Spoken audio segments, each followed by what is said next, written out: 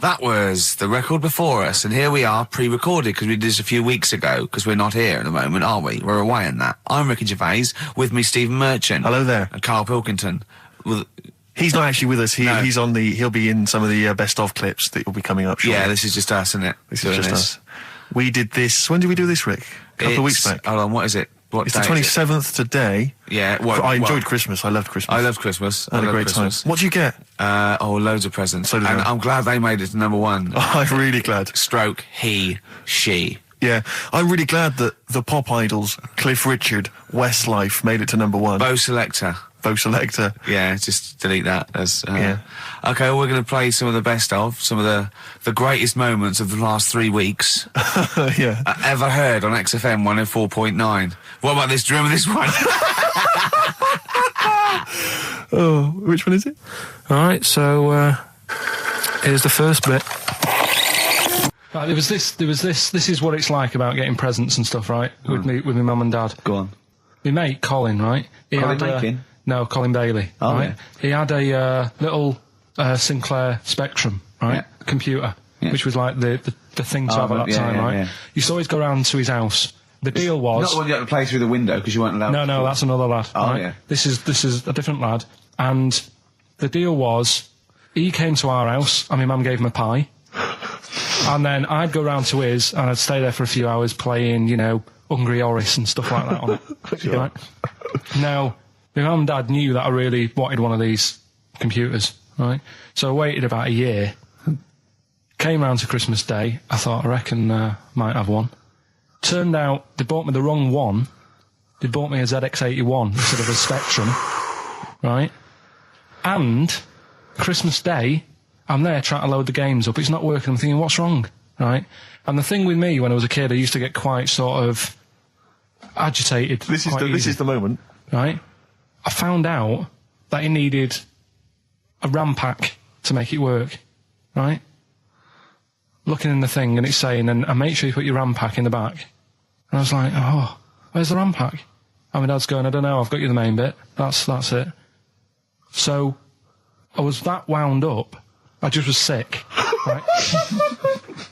Just sick. I didn't feel sick or anything, I just was like, oh God. Went to the sink, just sick. Because I was that on edge about it. I said, come on, we've got to get one. And my dad's like, Tandy's shut, we're not gonna get anything today. Ruined again, Christmas Day. That was after the year when my train set got blown up by our kid. The following year, no RAM pack. And now you ask me, why don't I get good presents? He's scarred. He just I'm gonna die. Honestly, I'm gonna die. He's just screaming sick. Yeah. There's no RAM pack. What? Did you get to the bottom of it? Why wasn't there a RAM pack? You have to buy them separate. Oh, It's one of them okay. cons. What do you mean I can't play Frogger? Oh no. So, wasn't there another incident when you threw up? Spontaneously threw up? Oh. Through sheer anxiety? I do get it. It's not so much now because I've relaxed a bit, but as a kid I used to be quite on edge all the time with certain things. Do you think that's what happened to your The cat wind. that kept being sick? That it didn't get the food it wanted, and it just threw up? Do you remember that? Yeah. God, so they shaved it. No, like, again, I spoke to you in the week, and I had much better things, like when I tell you about Brian Blessed climbing Everest, and for some reason it made him, it played havoc with his belly, and he followed through, and he had to clean up. Shut himself? Yeah, using ice and snow. Why are you telling me that Brian Blessed... in what way is telling me that Brian Blessed shit himself once in any way educational? Because I was saying how he was climbing Everest, right? Right. I give it to him, he's an actor and that, but he gave that a go. Yeah. Right? It played... What's the point of that, you'd say, wouldn't you? You'd say, God, he's he's so he's alright. Me doing a boxing match for no reason is rubbish, but him climbing Everest and shitting himself... Yeah, he did that. Is commendable. Right, and he's only going to, go and do it again. He's going to climb it again. Yeah, but he might not shit himself this time. What's the point in going? Nothing's changed up there. Yeah, good point. Yeah, Should been. Well, it has. They've probably cleared it up by now. Like, but it's slip on it. I can't even bother. Read about Brian Blessed. Is it actually true, or have you libelled No, someone else? it was an interview with him in it. And what did he say? Oh, Come on, what did he say? He said I climbed Everest and I played havoc with me belly. Let's talk about it next week. We've really run out now. Oh, you're a fool. 3 holidays Carl's had this year. Last year. Yeah. I'd love to have 3 holidays. You've got to start putting the work in I there. had 2 holidays, though. No, you had 3 holidays. You went away with Suzanne and her parents. Yeah, well, that doesn't count. It does count. If you book 2 weeks off the firm, you go away and you go, how was your holiday? Well, I didn't really count. It wasn't a really good holiday. Can I have them days back, please? My New Year's resolution is to be nicer to you, but Well talk done, sense. you've already broken that. No, but talk sense. Talk sense. You've had 3 holidays this year, and I'm just saying, you're in your 30s now, and 30s is when you should be really putting the work in. That's true enough. To reap the benefits in your 40s, 50s, 60s, 70s, 80s, 90s, and 100. Carl, what's your New Year resolution? What about think before you speak? It's worth. I mean, See, I'm consider- allowed to laugh. I'm allowed to laugh at things other people say, Carl. That one, that is a good suggestion. How was your holiday, Carl? It was all right. Right, brilliant. But that I don't see on the ratio of good to bad in Carl's mind. That might be amazing because we never It might hear be him amazing, singing the mightn't praises it? of anything. I'll tell you what. Can we have a cracking little tune and then come back and hear about Carl's holiday? I'd love to do that, Let's really. keep it tight. Love to Tear Us Apart by Joy Division.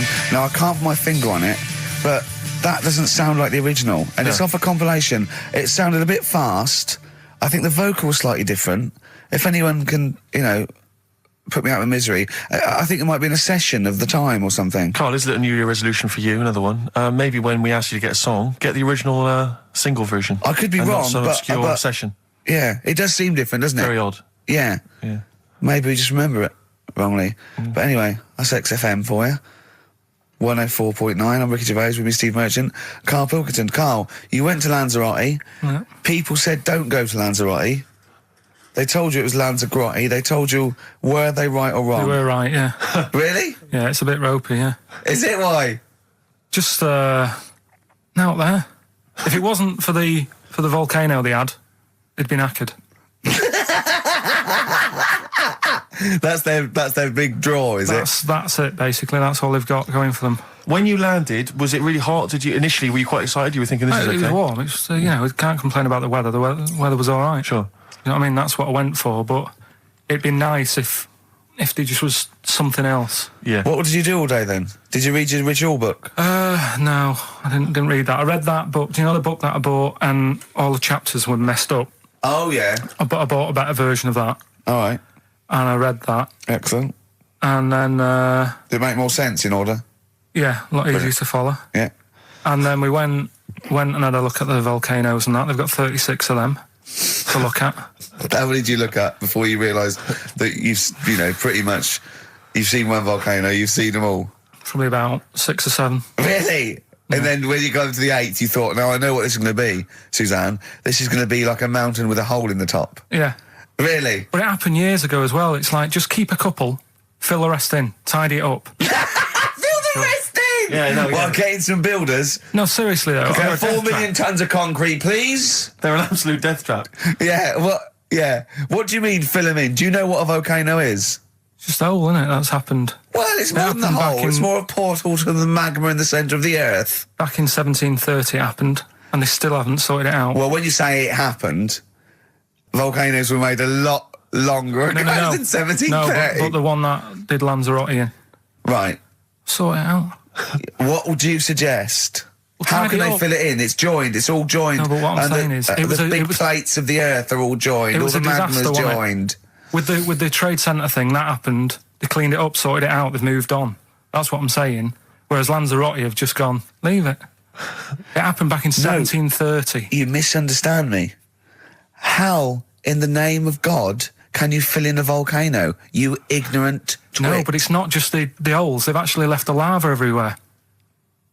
That's what I mean. It's not just the big holes. There's lava everywhere. But it's molten rock. They can't just pick it up like they're like a carpet. Put it in the holes. The holes are there ready. Just push it all in. That's what I'm saying. Do you know what a fable is? I've got a rough idea. Okay, it's a thing that uses sort of metaphor, analogy, just to explain sort of morals. I mean, they're very old for a start, and it's all. I'll give you an example of one. A quick one. Oh, the one about the the dog with 2 bones. He goes to a dog's got a bone. He sees a reflection in the lake, and he thinks, "Oh, that dog's got a nice bone. I'll have that." And as he goes to get that one in the reflection, he drops the one he's got, and that's one about, you know. I think I was told one when I was younger. Go on. I think it was one. This young lad, he's got a dog, right, and he's about 8 years old, and this dog, he's had it since he was about 4, and it's a bit tired now, and he chucks sticks for it, and it doesn't go for it, and he's saying to his mum, "Oh, I want a new dog because this one's useless. It doesn't do what, it doesn't have any fun with me." So they say, "Oh no, but Rover's a good little dog. You should look after it." And he's like, "Oh, I don't like it. I want a new one." So they buy him a new puppy. And it's running around, yapping about, and he's loving it, and he's playing around with it in the grass. And then one day he goes to the park, and he's messing about and rolling about with it, and he falls into the lake, right? And the little puppy's like yapping at him, and he's going, "Help me, help me." The little dog's yapping.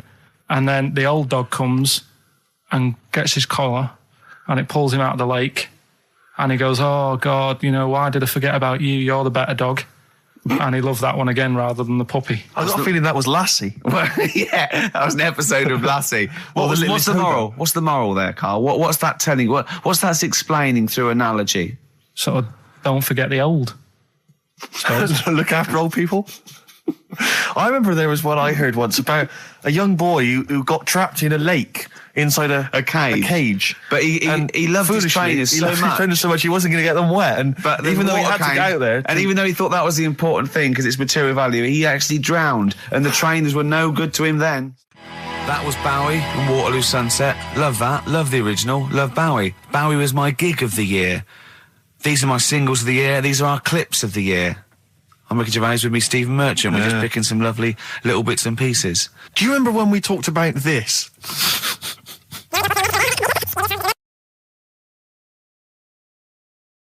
So we just had a text here that says, and I don't know what truth there is in this, as ever, but John says there is apparently a nude bike ride today in Hyde Park. Now, I can't believe that's the case, because I don't think it's allowed, is it? You can't ride around with your veg check, can you? I don't know. Why would you want to? Well, good point. On a bike. On a bike, I like the fact that that's what disgusts him.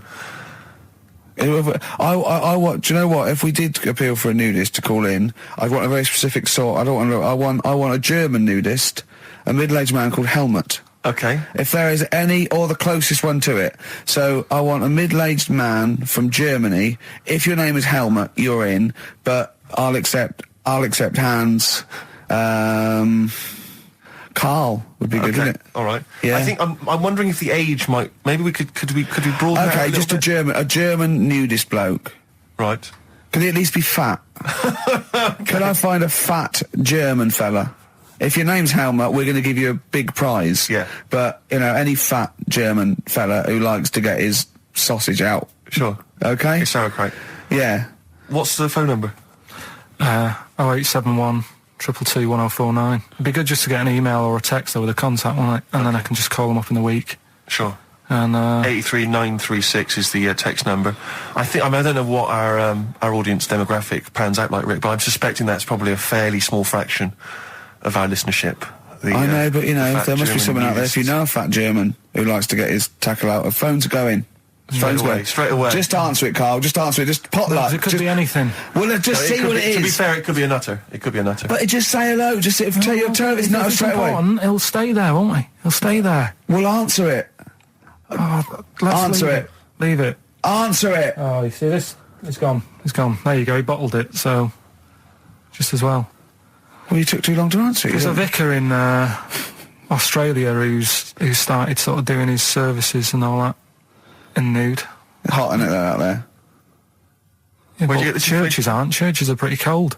It was on some website. Of course it was. Yep. Just saying about a vicar and that who's there's a lot of nudists and that who want to get married. Do it, don't mess about with the wedding dress and that. Just snip up. Cheaper, isn't it? Well, I suppose it's so. I suppose if you believe in God, you believe that that's the way to be in it, because Adam and Eve and that. Yeah, but then in Adam and Eve, the shame made us dress up, didn't it? Yeah. Eating the apple and things. Yeah, but God didn't want that, did he? No, he wanted to see it all. He was loving it. You don't know ahead of time getting a knife full of all of that, and then the snakes snake. cover yourself up. Stitched him right up.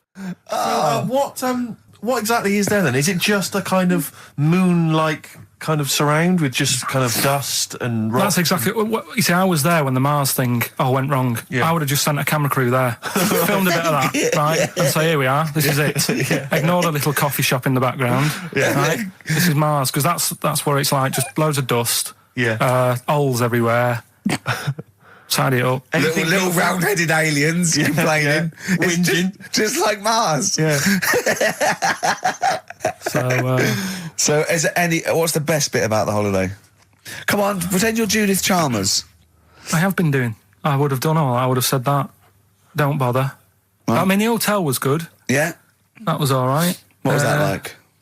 It's all right. Just clean. That's all you want, isn't it? See, that's not quite what Judith Chalmers does. She doesn't go, what's the hotel like? All right, yeah, clean, innit? All right. What was it like? What was it? 3-star, 4-star? Did it have a swimming pool? What was the room like? I had a swimming pool and that. Yeah. Yeah, it's good. I think it was one of the better ones on the island. Okay. Nightlife? Wasn't really. And there was a bar. There was some bands playing. Yeah. Not very good. Food got a bit boring. Yeah. It was always the same food every night, but they sort of themed it and made out as if it was different. So, like, on Mexican night, it'd be chicken with a nacho on it.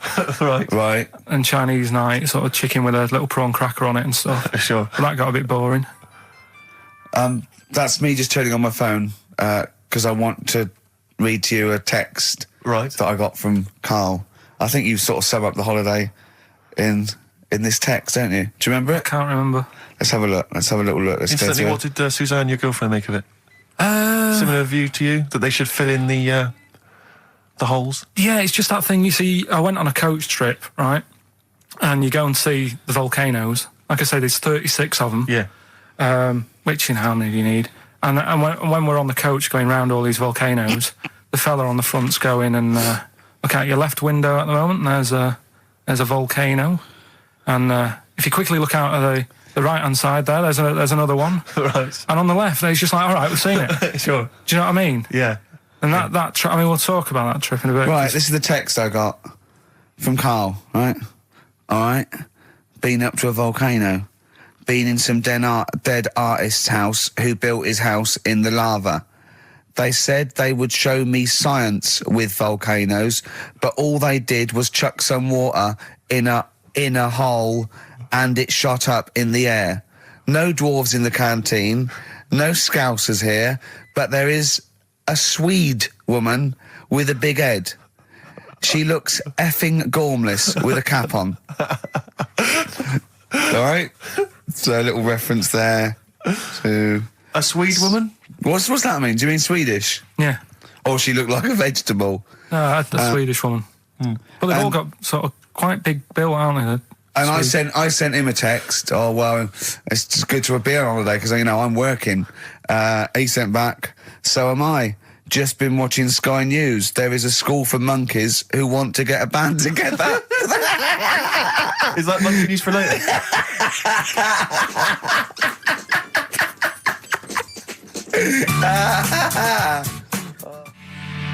Oh My Corazon by Tim Burgess. I can't get enough of that. I love that chorus.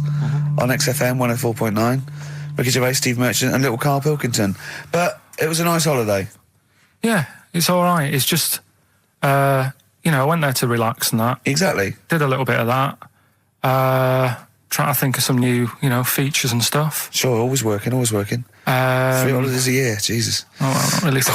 Two. It's all holidays, really. one big sort of like work thing to me and Steve. 2 holidays, isn't it? Work hard, you need the holidays. So, yeah, the things that annoyed me was like, you get bored sat around the pool after a couple of days. I'd read my book. Yeah. There wasn't much going on the... Not even any crabs to throw sand at, was there? No crabs or anything. They wouldn't bother with Lanzarote, right? So, decided to go on a little trip. That's when I saw the volcanoes and that, 36 of them. So, we go on the trip, and the thing that annoys me, it does happen every holiday that you go on. If you go on a sort of package thing, they have these trips, right? and you pay about 40 odd quid, and they give you some wine, so it make it feel like you're getting your money's worth. But how many of these trips have you been on then? Loads. Probably about 12. More holidays than I've had. Go on. So anyway, so you're on the coach, right? And they take you for the volcanoes. They took us in the middle of nowhere. Yeah. Right. There's nothing else round there. Sure. It's like I say, it's like Mars, but with holes in the ground. Yeah. Right. And they sort of drop you off, and they go, right, everybody, see you back here in an hour. There's loads of volcanoes for you to look at, and a coffee shop over there. And you know for a fact, right, you don't need an hour there. You could just say, well, just keep the engine running, because I'll have a look in this hole, we'll get back on, give us 5 minutes. Don't need an hour. Absolutely. But you know that they've got something going. It's a with backhander, definitely. What, with the coffee shop? Definitely, yeah. They go there. And they get everyone to have an ice cream and a coffee, and they sit down, have a fag, talking to the bloke. Yeah, and it's like, cousin. Yeah. How much was the coffee? Was it probably about €3 each euro, so I think it was $3.50. Sure. Yeah. Which is, I don't know, what, that's about £2.50, isn't it? Yeah, they stitched you up. Go on. Talking about this the other day.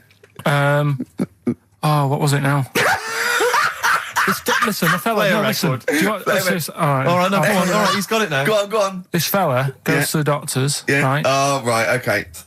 Right, if this is in any way apocryphal, stupid, illogical, impossible, right, you are never, ever speaking again on radio.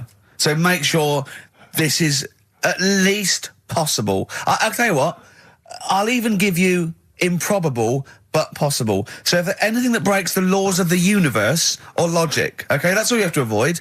On you go. Right, so this fella, right, he goes to the doctors because he's got earache. Right, okay, if a chimp's living in his brain... Go on. So he's got earache, he's sat in the waiting room, and his ear's all bunged up and it's hurting a lot and what have you. So the doctor comes out and he goes, right? And because his ear's all bunged up, he doesn't hear it that well, right? So he thinks it must have been me, right? So he wanders in. Keep going. Anyway, I'm going to hate this. I can just feel it in my bones. Steve, I'm going to let you take over. Okay, let's hear it. Come so on. the doctor says, sit yourself down there, right? So he sits himself down. He goes, right, take your pants off, right? So he's thinking that's a bit odd. Anyway, he heard that though. He apparently he took his tackle off. The doctor did some operation.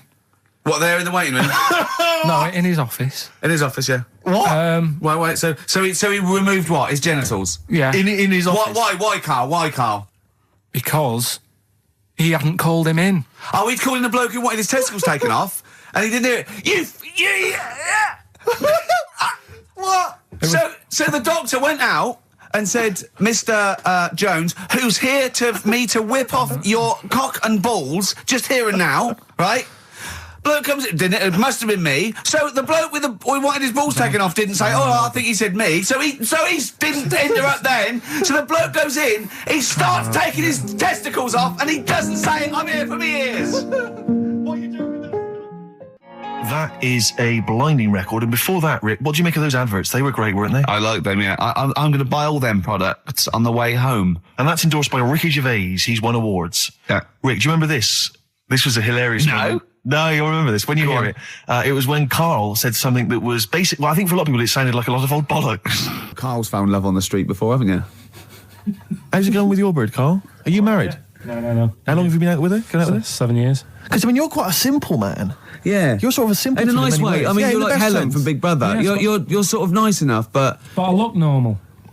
Well, yeah, you sort of do. But you could be one of those that just suddenly go mental with a pen. Yeah, do you know just what I mean? stab people through the eyes. Yeah, you sort of look normal. But if I wouldn't really want to wind you up to a point of frenzy. How did you meet your girlfriend?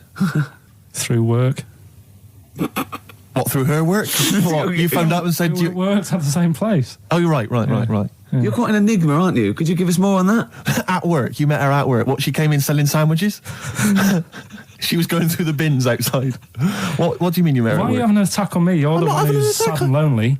No, I'm Oh, he's done you again. He's done you again. But what I thought was interesting was I just scratched at him and he just went mental. Yeah, no, it's like a bear caught in a trap. It's funny, isn't it? You'll never learn. No, I was just interested to find out what the story was, because it might be a really romantic story. Well, it's not.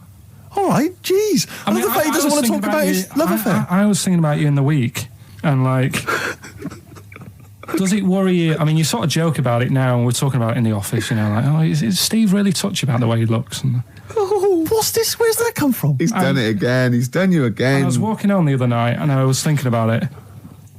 And do you worry that when you're old, you will be on your own?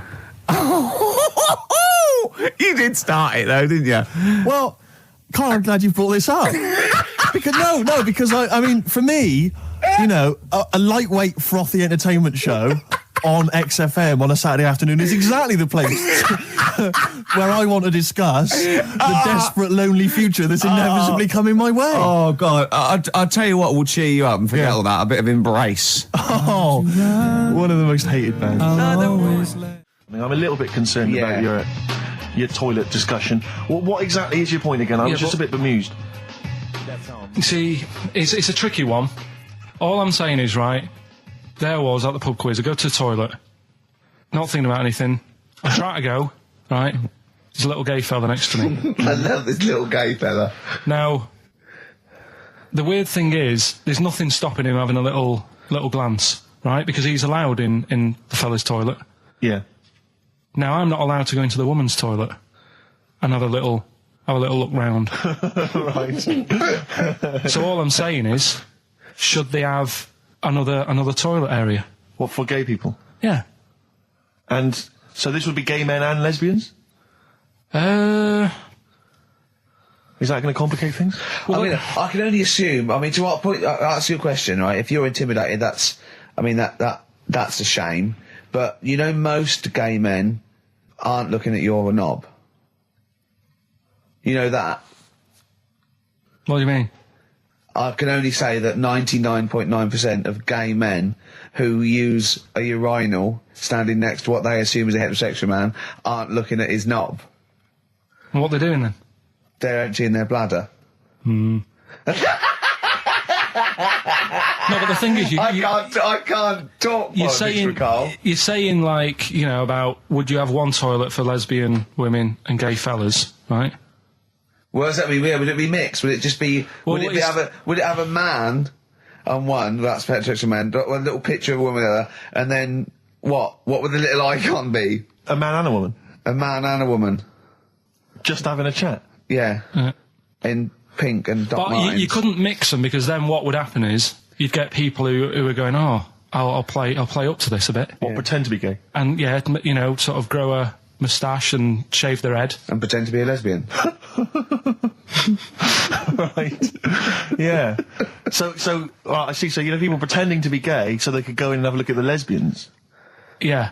Right. So that would mean that we need 4 cubicles now, wouldn't we? Yeah. No, this is fine. 4 cubicles. So every pub How now, many toilets do we need? Every pub's now got 4 toilets.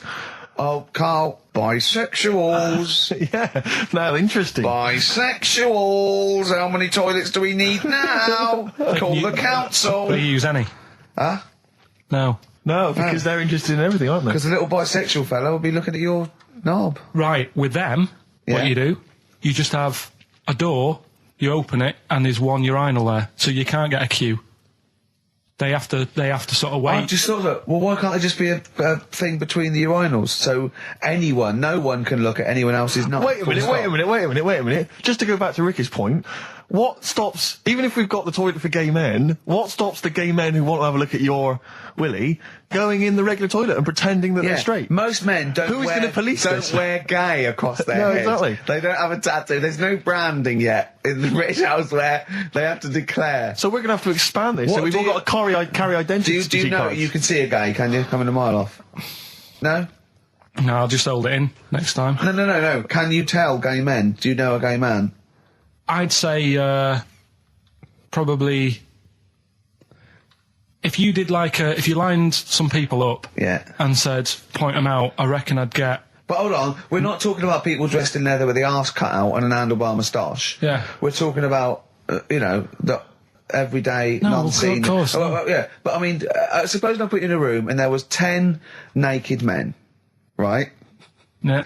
And there's 5 gay men and 5 hetero. Could you walk along that line looking at those gay... Am I naked? No, you don't have to be naked. Why would you have to be naked? To catch them out. Play a record! How would you catch them out? Don't go into it. Don't go into it. Don't go into it. Play a record.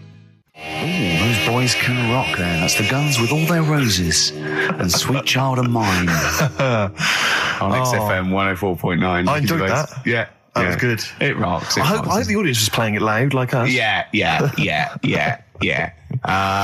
Ricky Gervais, Steve Merchant, Karl Pilkington. Well, look at him yawning. How rude is that? Carl, what's wrong with you, man? Have you been up late? A little bit. Girlfriend was away, wasn't she, yesterday? Yeah, I always have a problem with that. I always have, because you don't go to bed, do you, early? Do you know what I mean? You sort of think, I just always find that thing that if, you're used to living with someone, Yeah. one of you will go, let's go to bed, then you'll go, all right.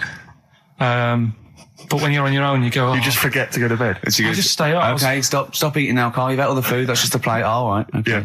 No, I stayed up and watched, there was a thing on about Dracula, Right. What, Dracula? and I found a flaw in it. Go on. Not the fact that he's the living dead and No. and drinks blood to stay alive and he doesn't reflect And he can in turn into a mirrors. bat. Well, And you can go on. the mirror thing, you can't look in mirrors, can he? Well, he can look in mirrors, but he can't see himself in a mirror. Yeah. That still doesn't work. Go on. Go on. It doesn't work at all, Carl. It doesn't work. Go anyway. on. Well, Centre parting's always really neat. His centre parting's always... how does he do it if he can't look in the mirror? Blood on the floor or something it was called. Rubbish. I love the flaw in the Dracula film is that his centre parting's too neat. How did he do it without a mirror? Oh. Was it a documentary about Dracula? No, Yeah, there was the real it's Dracula. The real called- Dracula. Yeah, the real Dracula, the It's true just a story. film. It had blood on the floor or something. It's called. Yeah. It's rubbish. We had a little lunch yesterday, didn't we? We did indeed. That was a nightmare. Yeah. I hate going out with you two. I was explaining to Carl, right? I like to excite Carl's imagination, right? And if it involves chimps or monkeys, all the better. Brains he likes, parts of the body, deformity. I know where to, what buttons to push. And I told him about this thing. I don't know if any of you out there know about this, but there's an experiment they did in the 50s, a clinical psychology experiment where there's your 2 hemispheres of the brain, okay? They're joined by a thing called the corpus callosum, right? Which is just a little flap of skin, like a little scarlet lead that joins your 2 hemispheres. And what they did, they cut that in half, and they thought it was a cure for schizophrenia, but what it turned out to be, or epilepsy, I think, I can't remember, was that your 2 sides of your brains didn't function together. You couldn't get information. I was telling Carl all this thing, and one of the things I told him was that they did it on a monkey, and it fought itself over a nut. Like its right arm was connected, by its left lobe of the brain, and it was fighting over itself. And Carl went, instead of thinking this is amazing experiment, he went, would it have been happy if you'd given it 2 nuts? Yeah, I know. Well, you started off by explaining it, and I remember you mentioned, because I was watching the 2 of you as you were describing it to me, you said, of course, one side of the brain deals with symbolism, and as you said the word symbolism, I noticed Carl drift away from looking at you, pick up his mobile phone, and start pressing buttons randomly. And I thought it was the word symbolism that got him. And I noticed it took you just a moment longer. And I think the first thing you said was, when did I lose you? Yeah, I knew I'd lost him. It's extraordinary. And he doesn't even try I to think I said disguise it. nomenclature at one point as well. Right, yeah. And I knew I was dicing with death there. Yeah. But Yeah. but I told you tried to look it up, didn't you, on the web? You didn't find anything about Yeah, it, the did you? spelling of it's what is it again? What's the word? Corpus callosum. Yeah, so I couldn't do it. No, it's a point. Yeah. Don't bother. Give up. Don't bother. Give up. So if anyone knows any interesting facts about that But yours hasn't been cut in half, has it, Carl? That would, again, might explain something. I'll tell you what we will be talking about later. I don't know if you're sort of aware of them, Steve. Go on. Bonobos. Oh, I don't know much about bonobos, I told no. him about he was looking for stuff. I said put in bonobo. He was having no luck with chimp, and they're a form of chimpanzee, but they're even closer to us, evolutionarily speaking. They've got their social groups are more like ours. They're more intelligent, and he was loving it, weren't you? So is it human bonobo Carl? Is that how it works on the evolutionary ladder? Chimp, Carl. Yeah. Yeah. Talking about So we're talking about bonobos. You're excited about that? Yeah, That's yeah. Coming up in Monkey News? No, I think it's a bit of a monkey bonus. Placebo, Bitter End on XFM 104.9. This is pre-recorded. We recorded this a couple of weeks ago, before Christmas. Hope you had a great Christmas. If you didn't, not our fault, really, is it? Nothing to do with us. Wouldn't have thought we'd have. We had a whale of a time because we got plenty of cash now, thanks to a lot of you who probably bought the Office DVD. Yeah. Probably got And that if you in haven't stock. yet, and you've maybe got vouchers or money, still available. Still there in the shops. Still available. You can still make it the best-selling DVD of all time. Please. Please do. Yeah. Please do. I'll tell you what you want to hear, though, before you make your mind up. I'll tell you what, if you like this next clip, go and buy the Office DVD. I think you will. It's a brilliant clip. It's the one where we talk about, well, it is self-explanatory. Yeah. We went, it was a great day, wasn't it?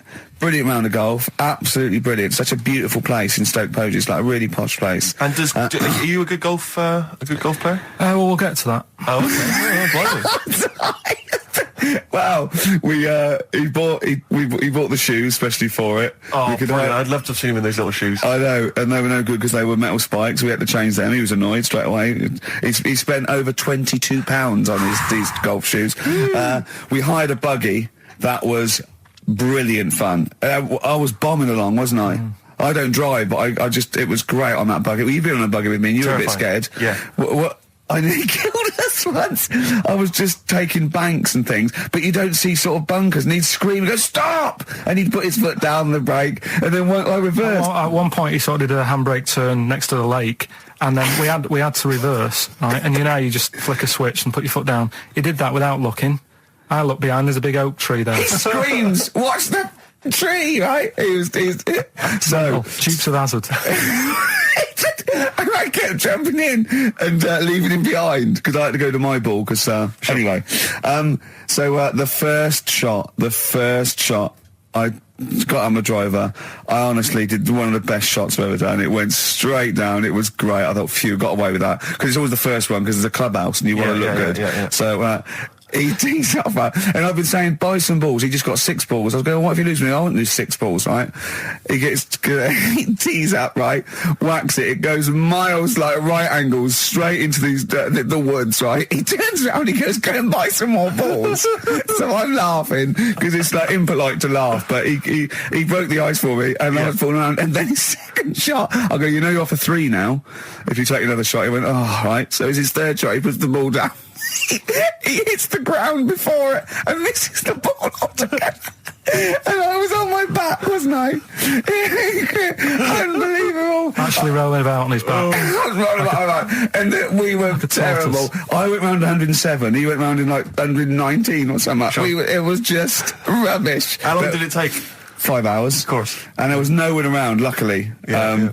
But it was fantastic. So then we go and have our meal. What annoys me, I said, right, I'll go for a run. He went, I'll have a bath. I said, I'll see you at 7:45. At 7:55, I have to call him. He's not ready, so he's let me down there. I can't stand lateness or laziness. You hate lateness. Yeah, and he's let me down. Do you know his excuse? He fell asleep in the bath because there was no light bulb. There's no light bulb in the bathroom. So instantly he fell asleep, and he was late. No, do you know what I mean, though, Steve? If you're sort of, like, nice and warm and what have you. I was tired anyway. I've been stressed out for 4.5 hours, right? Why? My life flashed in front of me a few times in that buggy. So it's all sort of wears you down a bit. I thought, right, I've got a headache. You're going for your run. I'm going to have a bath. I walk in, put the light on. For some reason, it didn't come on, but I thought, it's all right. I'll just... you know, doesn't matter. You can have a bath in the It's summer, so it's light anyway. Well, there's no windows in the bathroom, so... So you were in the darkness? So I'm in the darkness. I nod off because I'm shattered. He calls up, hassling me. So I said, well, yeah, it doesn't normally take that long for me because, you know, I haven't got, like, long hair. I've got a dryer and Sure. I can sort of one wipe. Yeah, he's already 10 minutes late, though, when I called. Well, 10 minutes. 10 Wow, minutes. late. This is late, this. Next. Doesn't matter. Dinner wasn't until 7:15, so we had, like, another 20 minutes anyway. So it doesn't really matter. Yeah, but we said 7:45. So he's calling up, hurry up. So I said, yeah, all right. So I get out and dry and like my tackle and what have you. Calls back again 30 seconds later. You know. No, I don't. No, You know, I don't like you're that. not going to do that, no. Give it a wipe. 30 seconds later, come on. So I end up going downstairs to the meal area. Naked. With a wet shirt on and wet socks. I've got headache as it is. Meant to be a relaxing weekend. But anyway, so we have our meal, which is really nice. And then we're sitting in the bar. I'm having a cigar by the fire. Yeah. Like, we're having a rather nice Pinot Grigio. Yeah. He's there going, I've got a headache. Is this 1955 that you live in? I know. Yeah. It's so right. And we are knackered because he's not used to work. I've seen him moaning, falling asleep. He's not used to it at all. And you've been on your feet for over half an hour. Yeah, right. So we didn't even walk around the golf course. We had a buggy. Yeah. It wasn't even exercise. And now it's Karl's bit. It's the re-education of Karl. He's like Liza Doolittle. And now he's coming to, or Lawnmower Man, if you've seen that film. More like Lawnmower Man, if you've seen the film. You know what I mean. And his homework was to just study quotes, really, on happiness and stuff and general well-being. He's not a big happiness quote fan, are you, Karl? Not really. So what have you done? You've come up with something, haven't you? Right, yeah, I told you, right? Because a lot of these are just things you say every day. They're nothing special. So what I'm doing... Well, you say them every day. Well, the sort of things you come out with and you don't even think about it, do you know what I mean? Yeah. They're on the TV all the time. People on the radio are saying these sort of little quotes. Sure. And what I've done is, remember that programme on Channel 4, Faking It? Yeah. Where they got some, like, posh kid to be on a door and all that. What I've done, I've... Imagine if that was the pitch for the show. Dear Channel 4, just going to get a posh kid on a door or something? Yeah, Yours sincerely, Karl. Come in. Yeah. TV producer. Yeah, go on. So, what I've done, this little book of quotes, happiness quotes, I've picked two that are real. Okay. And I've made one up. Right? And we've got a guess. And you've got to guess. Okay, then, go on. Well, I'll tell you what, Rick, why don't we, when we've heard them, we won't confer. No. You'll write down yours, A, B, or C, and I'll write down mine, and we'll see how it Okay, works. Karl, off you go. Right, and just because I'm looking at this book, it doesn't mean I'm actually reading. No, I know. Don't worry, we're clever. No, we know. We can't see yet. Call my bluff. Yeah, go on then. Nothing is worth more than this day. Okay. Yeah. Yeah? All right. Yeah. The way I see it...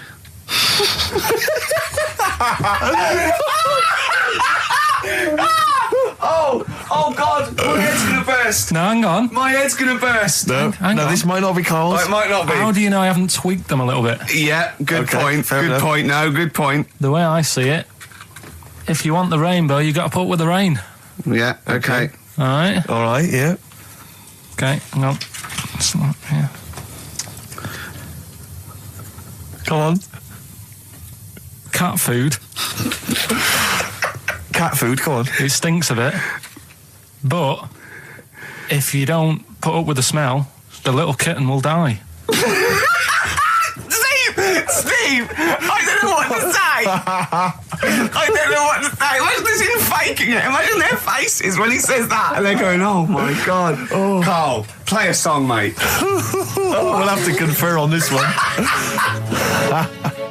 Right, Blair.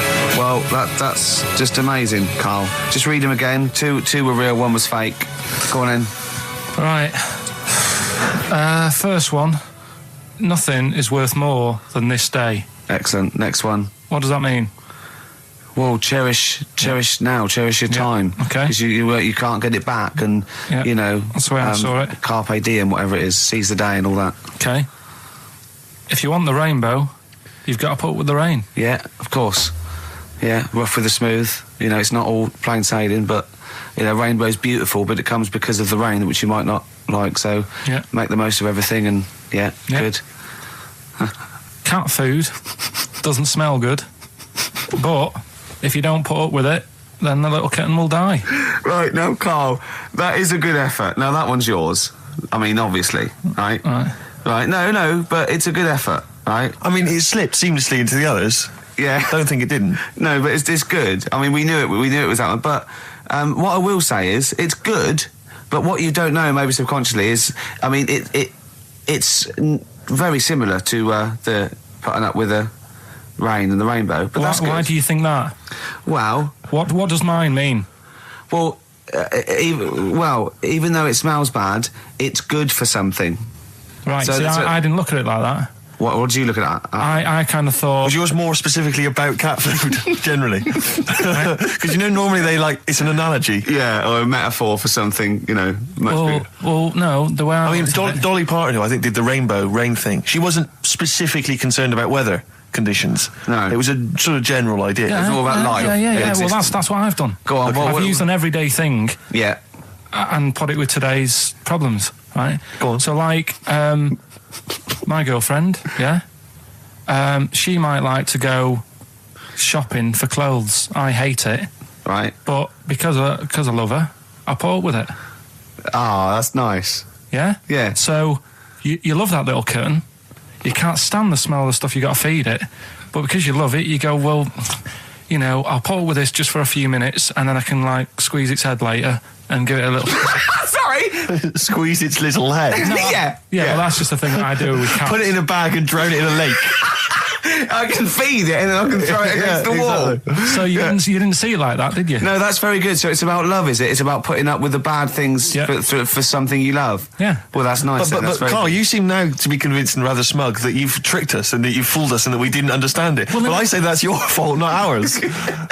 No, it's not, though. I mean, look, that man in Forrest Gump, he was a bit of a nutter. And he came up with the life as a box of chocolates thing. Yeah. Now, if that was in this book, you say, oh, yeah, brilliant, you know, good bit of work. But if he was sat here doing the show with you, you'd be taking the mickey out of him. Sometimes I feel he is. No, but Carl, I could. In fact, if people are out there, we're too lazy. Could you write down everything Carl's ever said? Because I think we could publish that. Yeah. He said one today. He saw my salamander. It's not a euphemism. He saw my salamander, and it's just sitting there in the tank. Your exotic pet. Yeah, and he's worried about there not being a lid on. And he said, I went, what are we worried about? He said, wow. He said it sits there for 24 hours a day, obviously planning to get out. Well, it's got nothing else on its mind, and it's the daft thing is, he has actually got the lid ripped up a little bit. And he'll be looking up there, and it's going to get out. But what's the worst that could happen? What's it thinking? What do you think it's thinking, this salamander? It's got its eye on the DVD player. I can have E and be down the market. Right. Okay. Right. The results of We ain't got a winner for the first time. Yes, we have. We've We've done got this loads. feature for... We've got loads of winners. No, we haven't. We've done this feature for 3 weeks. This is the first time I've managed to sort of... Well, let's go through them then. What have they got wrong? The first one. The first one. What was the first one? correct? The first one. Well, hang on. Let's do them in reverse order first. So what's the last one? The last one, the clue was that bloke does sport on the telly and he's got a little kid. What's that? That's Destiny's Child. Des, who does ITV Sport, that's has got terrible, a tiny man. child, right? No, that's fine. They got that. Okay, Destiny's Child. What's the one? What's the middle one? Right, the middle one. Right. Child. The second one was he doesn't like women. Yeah, he's got a couple of kids. That's a bit weird. Yeah. Right. That was PD. That was Puff Daddy. That is offensive. Go on. But it's not Puff Daddy. It's Puff Daddy. And he's not even called that anymore. He's called P. Diddy. Well. Okay, fair enough. But they got that one. Yeah. And if I'm being tight, these lot are as well. Yeah. Yeah. Tight means something in Manchester. Go on. Right. And the first one that they're having problems with, I don't think them birds should be allowed in this They've area. got it. Boyzone. It's not Boyzone. What's the clue again? I don't think them birds should be allowed in this area. That is perfect. A boy zone. No birds. No women. No women, yeah, birds, right? A boy zone. Sorry, Carl. If that isn't the answer, their clue is better than yours. That is brilliant. What was yours? Boy zone, it works perfectly. What's your answer then? Bangles. I have no idea what that means. Like seagulls. So you don't want them in this area, so you're banning them. Bangles.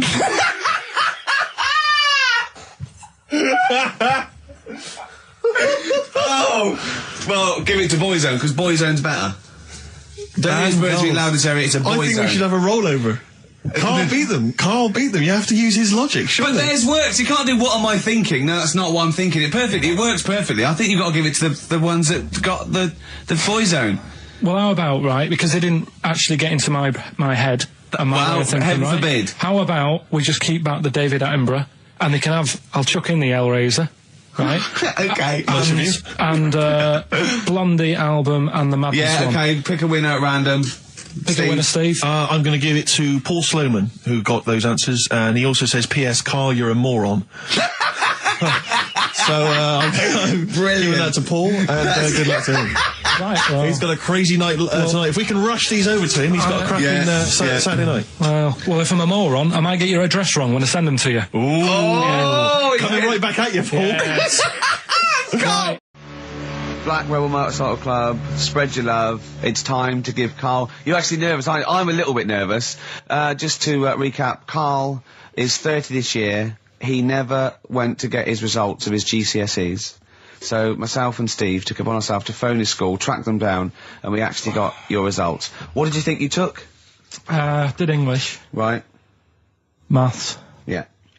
art, Right. and I think I did physics. Okay. Well, you didn't do any of them. Eh? You didn't do any of them. You didn't register. You registered for one exam and took one exam and got results for one exam. So I don't know what you thought you were turning up to, or you weren't registered, or you didn't. You're familiar with the notion of registering for an exam.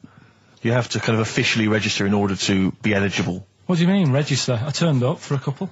Yeah, you can't just show up. You have to register for them. You have to pay this because it costs the school money, so they have had to have paid for you if they thought you were going to pass. You can't just turn up on the day and ask for some paper at the front. I never got a letter telling me that. Well, that's because you were never at school. But you did somehow register or registered for one exam. You registered for history. It's a topic that you've always been interested in. I was saying to Ricky before, World War II, I loved it.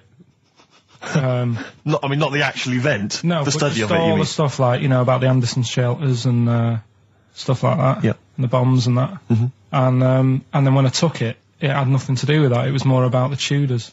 So the Second World War didn't come up. You mean there was no questions about the Anderson shelters? Nothing. That's devastating. So So what are you expecting the result to be? is that it? Yeah, it's the only one you took and registered. As far as the school is concerned, or yeah. certainly in Well, it's the terms only of one what that they told counts. us. It's the only result. It's the only one that counts. Yeah, you've got. I don't. Did you register for yours? Yeah. Yes. I've got certificates and everything. So what? Do you do that before the exam? Do you have to go somewhere and sign something, or? Yeah, you don't check your results and then decide if you want to register. It's not like Millionaire when you look at the question and go, I think I'll take the money. Yeah. You go. No. But anyway, you must have registered for one, or maybe your teacher put you in for I it. didn't do it. They must have been confident. They must have been confident. They must have thought your best bet was history. Right. So, what did they get? You got an E, which I think, technically, is a pass. E. It's a bad pass, but there's F, How and there's much- U. You're not going to be doing a PhD. You can get an F, right, which is fail, and then a U, which is ungraded. Now, I don't know why the U exists, because F means you failed. U is like them going, you not only failed, but you wasted my time. So, We're annoyed Yeah, that you took yeah. this exam. so you thought they'd register me to get an E? well, they didn't. Well, they think didn't. you'd I get think any. they were hoping. It was rather like you with the lottery. They were hoping see- for something better than You nothing. see, I assume that the man who registered for that thought he can scrape an E if Anderson shelters come up. Yeah. Well, that's it. You've got.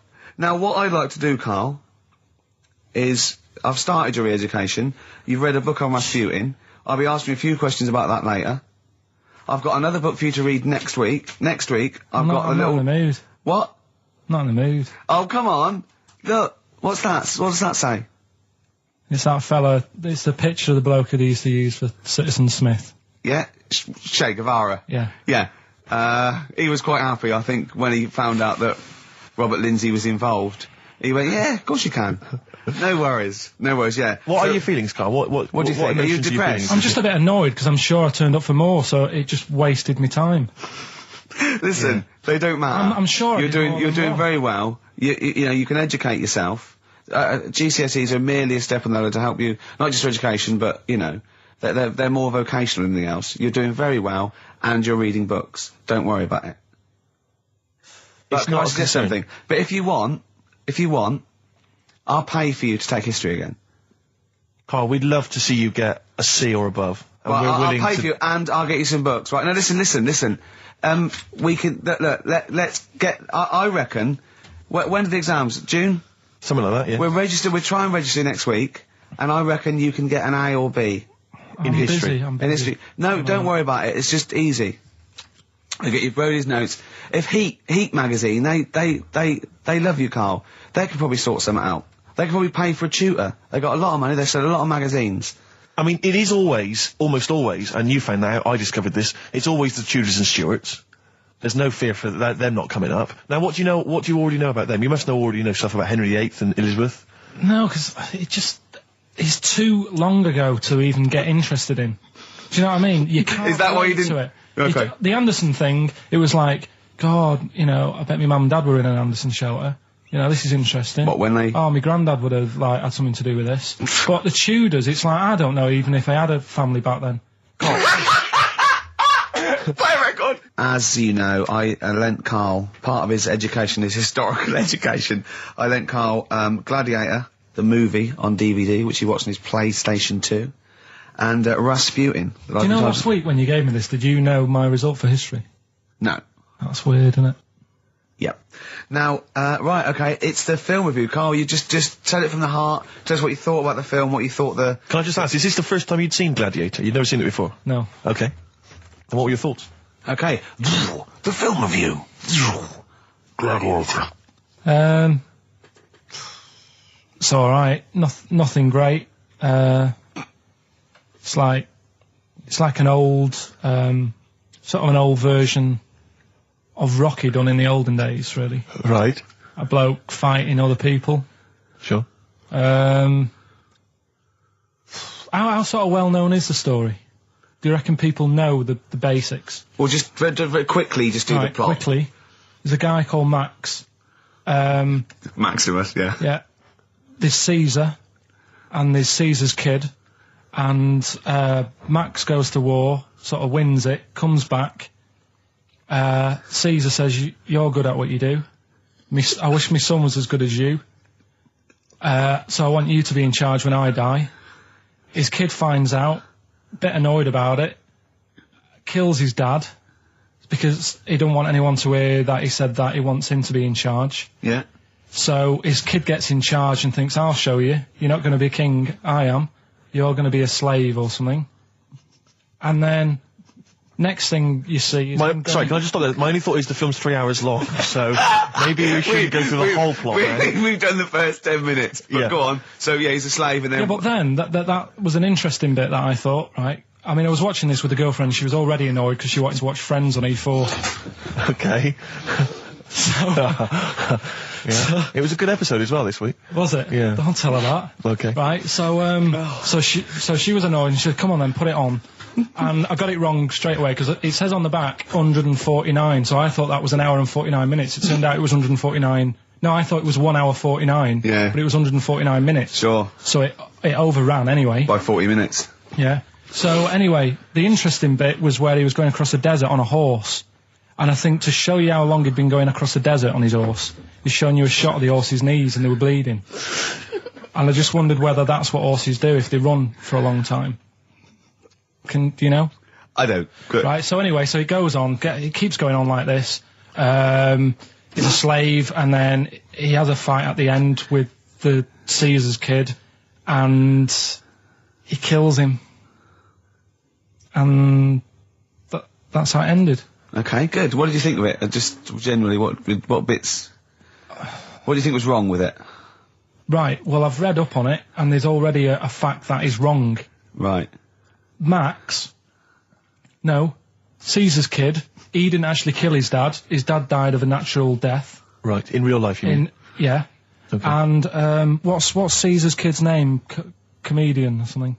I think it's comedian, yeah. Yeah. That's where the name comes from. When a funny person is called a comedian. 'cause He their name didn't happens. actually get killed in real life by Max. No. He died by his sister poisoning him, and he didn't die. No. Are you saying that this is not a historical document? It's wrong.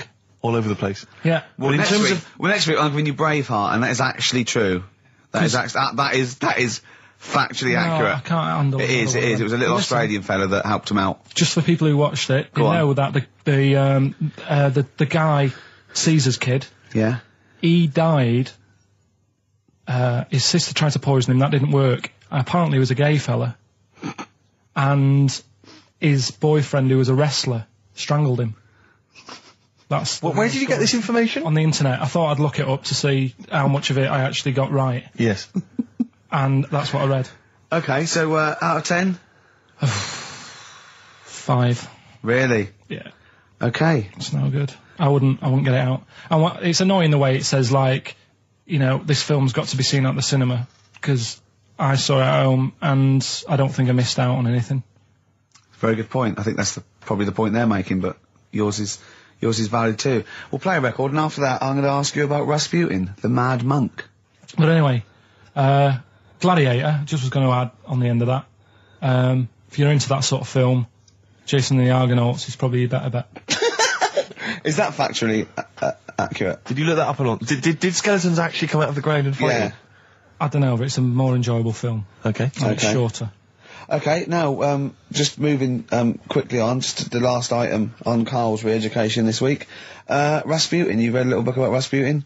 What did you know about Rasputin before you read the book, Carl? Can I just tell you, when I handed him this book, it was my house, I said, right, he went, is he the one that lived under the bridge? And I went, what do you mean? He went, the fella that lived under the bridge, and you had to pass him with a, and Jane, went, you're thinking of, Rapunzel. And he went, yeah. And I went, well, that's not Rapunzel either. Rapunzel's, you had to say, isn't that, you had to guess his The person name. who lived under the bridge was the troll in the three little book graph. I'm a troll, foldy well. So, to answer your question, Steve, that's what he knew about Rasputin. Okay? So have you read this whole book? Can I just have a look at it, Rick? This whole book, it's about the size of a beer mat. Yeah, I'm just thinking. But did you read the whole thing? No. You didn't Well, manage you to read didn't the whole even thing? do that. Well, again, some of the names in there are so long and foreign sounding that I just thought, I can't remember all these. So I just got to the meat of the story. Go on, Okay, what what is did it you then? learn about Rasputin? Right. He was a monk. Yep. And, Mad? he... Was he a mad monk? Hang on a minute. Don't mess confuse it him. up. Sorry. Right. Go on. God. You see, this is what happened in the exams. Right, it was... Oh, don't do that when I'm drinking, Carl. Please, mate. He loved his women. And that's how the story started off. He had really nice... Story started off. Yeah. He had really nice eyes, and that's what everyone fell for, especially the women. Yeah. Anyway, the people back then thought he had special powers because he could hypnotise people or something. Oh, yeah. And it was about a little lad who had some sort of blood clot on his leg. And he said, just calm down and you'll be all right. And people thought he had special powers, but what he was doing, he was saying calm down and he relaxed, and it stopped the blood flowing sort of as fast. And that's how he got better. But anyway, that's the only bit of special work that he did. And then he kept going on, and he was going in brothels and all that. And the people in the town thought, this isn't right, he shouldn't be going about doing this. And Where did he live? Russia. Right. Is that right? Yep. What sort of era? I thought you'd might know, No, sort about 1800. Okay. All right. Okay. And then... Do you want to check that, Steve? You got the book? People Well, got I know sick for a of fact that's him. not right. People got sick of him, and they said, oh, we'll have to get rid of him. So they tried to... He loved cakes as well as women. Okay. So they said, let's poison a cake. And they poisoned a load of Easier than cakes. poisoning a woman, wouldn't it? And he ate these cakes, and it just didn't kill him, and they were like, God, what's going on? And they kept giving him more and more cakes, and He was suspicious. and that didn't work, so the fella said, that's it, I'm going to shoot him. So... Well, I imagine it was the end of his tether. So- I mean, he was back and forth to Mr. Kipling's, He go on. shot him once, and that didn't work, and the fella thought, oh my God. And he started running away, and Rasputin's running after him, and he shoots him like another, I think he took 4 Face bullets. full of Battenberg. Four bullets. Did It you took, swear then? 4 bullets it took to kill him, and then this fella who was after him chucked him in an icy lake, and that was the end of him. But I don't understand, sort of, What don't you understand, Carl? well, the fact that, he's a bit of a name in history, and I don't understand why, because it just sounds a bit like my brother. Does he love women and cakes? And do you think that'll be his downfall? Right, I want you to study. Right, if you want to do, that's the first introduction. Right, if you want to do some extracurricular, What would that get me?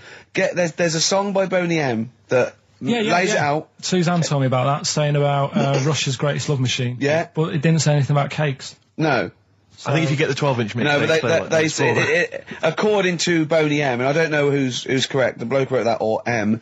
They put some poison into his wine. Now I don't know if M have done their research or whether they did shoot him until he was dead. According to them, he was the greatest love machine in Russia. I don't think it says that in the book, but M might know more than that fella. So what's your final verdict on Rasputin? Just a normal bloke who didn't have that much luck, really.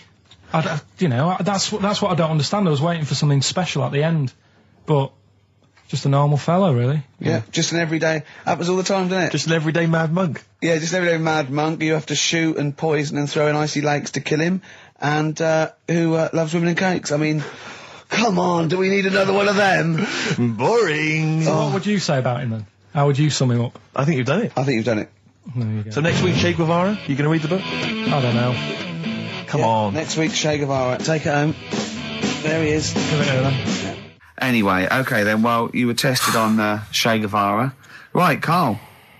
We should just remind people what happened, because This last is a week little we gave- series. I've got lots of these little books, right? They're about like 2.5 inches long by about 2 inches wide. Those tiny little things you see in the sort of on the front counter of Waterstones or Smiths, and it's the Life and Times, a series of all the greats in history. Last week you read about Rasputin. You wasn't impressed. No. This This week, book's a little bit thicker than the Rasputin one. no, it's the same. I think was it? Maybe the writing's Bigger smaller. writing or something. But okay, Che Guevara. Who was Che Guevara? Just now, you learnt to pronounce it, right? And how do you remember? You told me the week how you remembered what his name was. Che is like shake, and his surname is like guitar. Right. Shavara. Okay. But anyway, right. Tell us what you know, and we'll ask. Right. First of all, his name isn't really Che. Right. It was something else, and Che means buddy in wherever he's from, Argentina. Mm-hmm.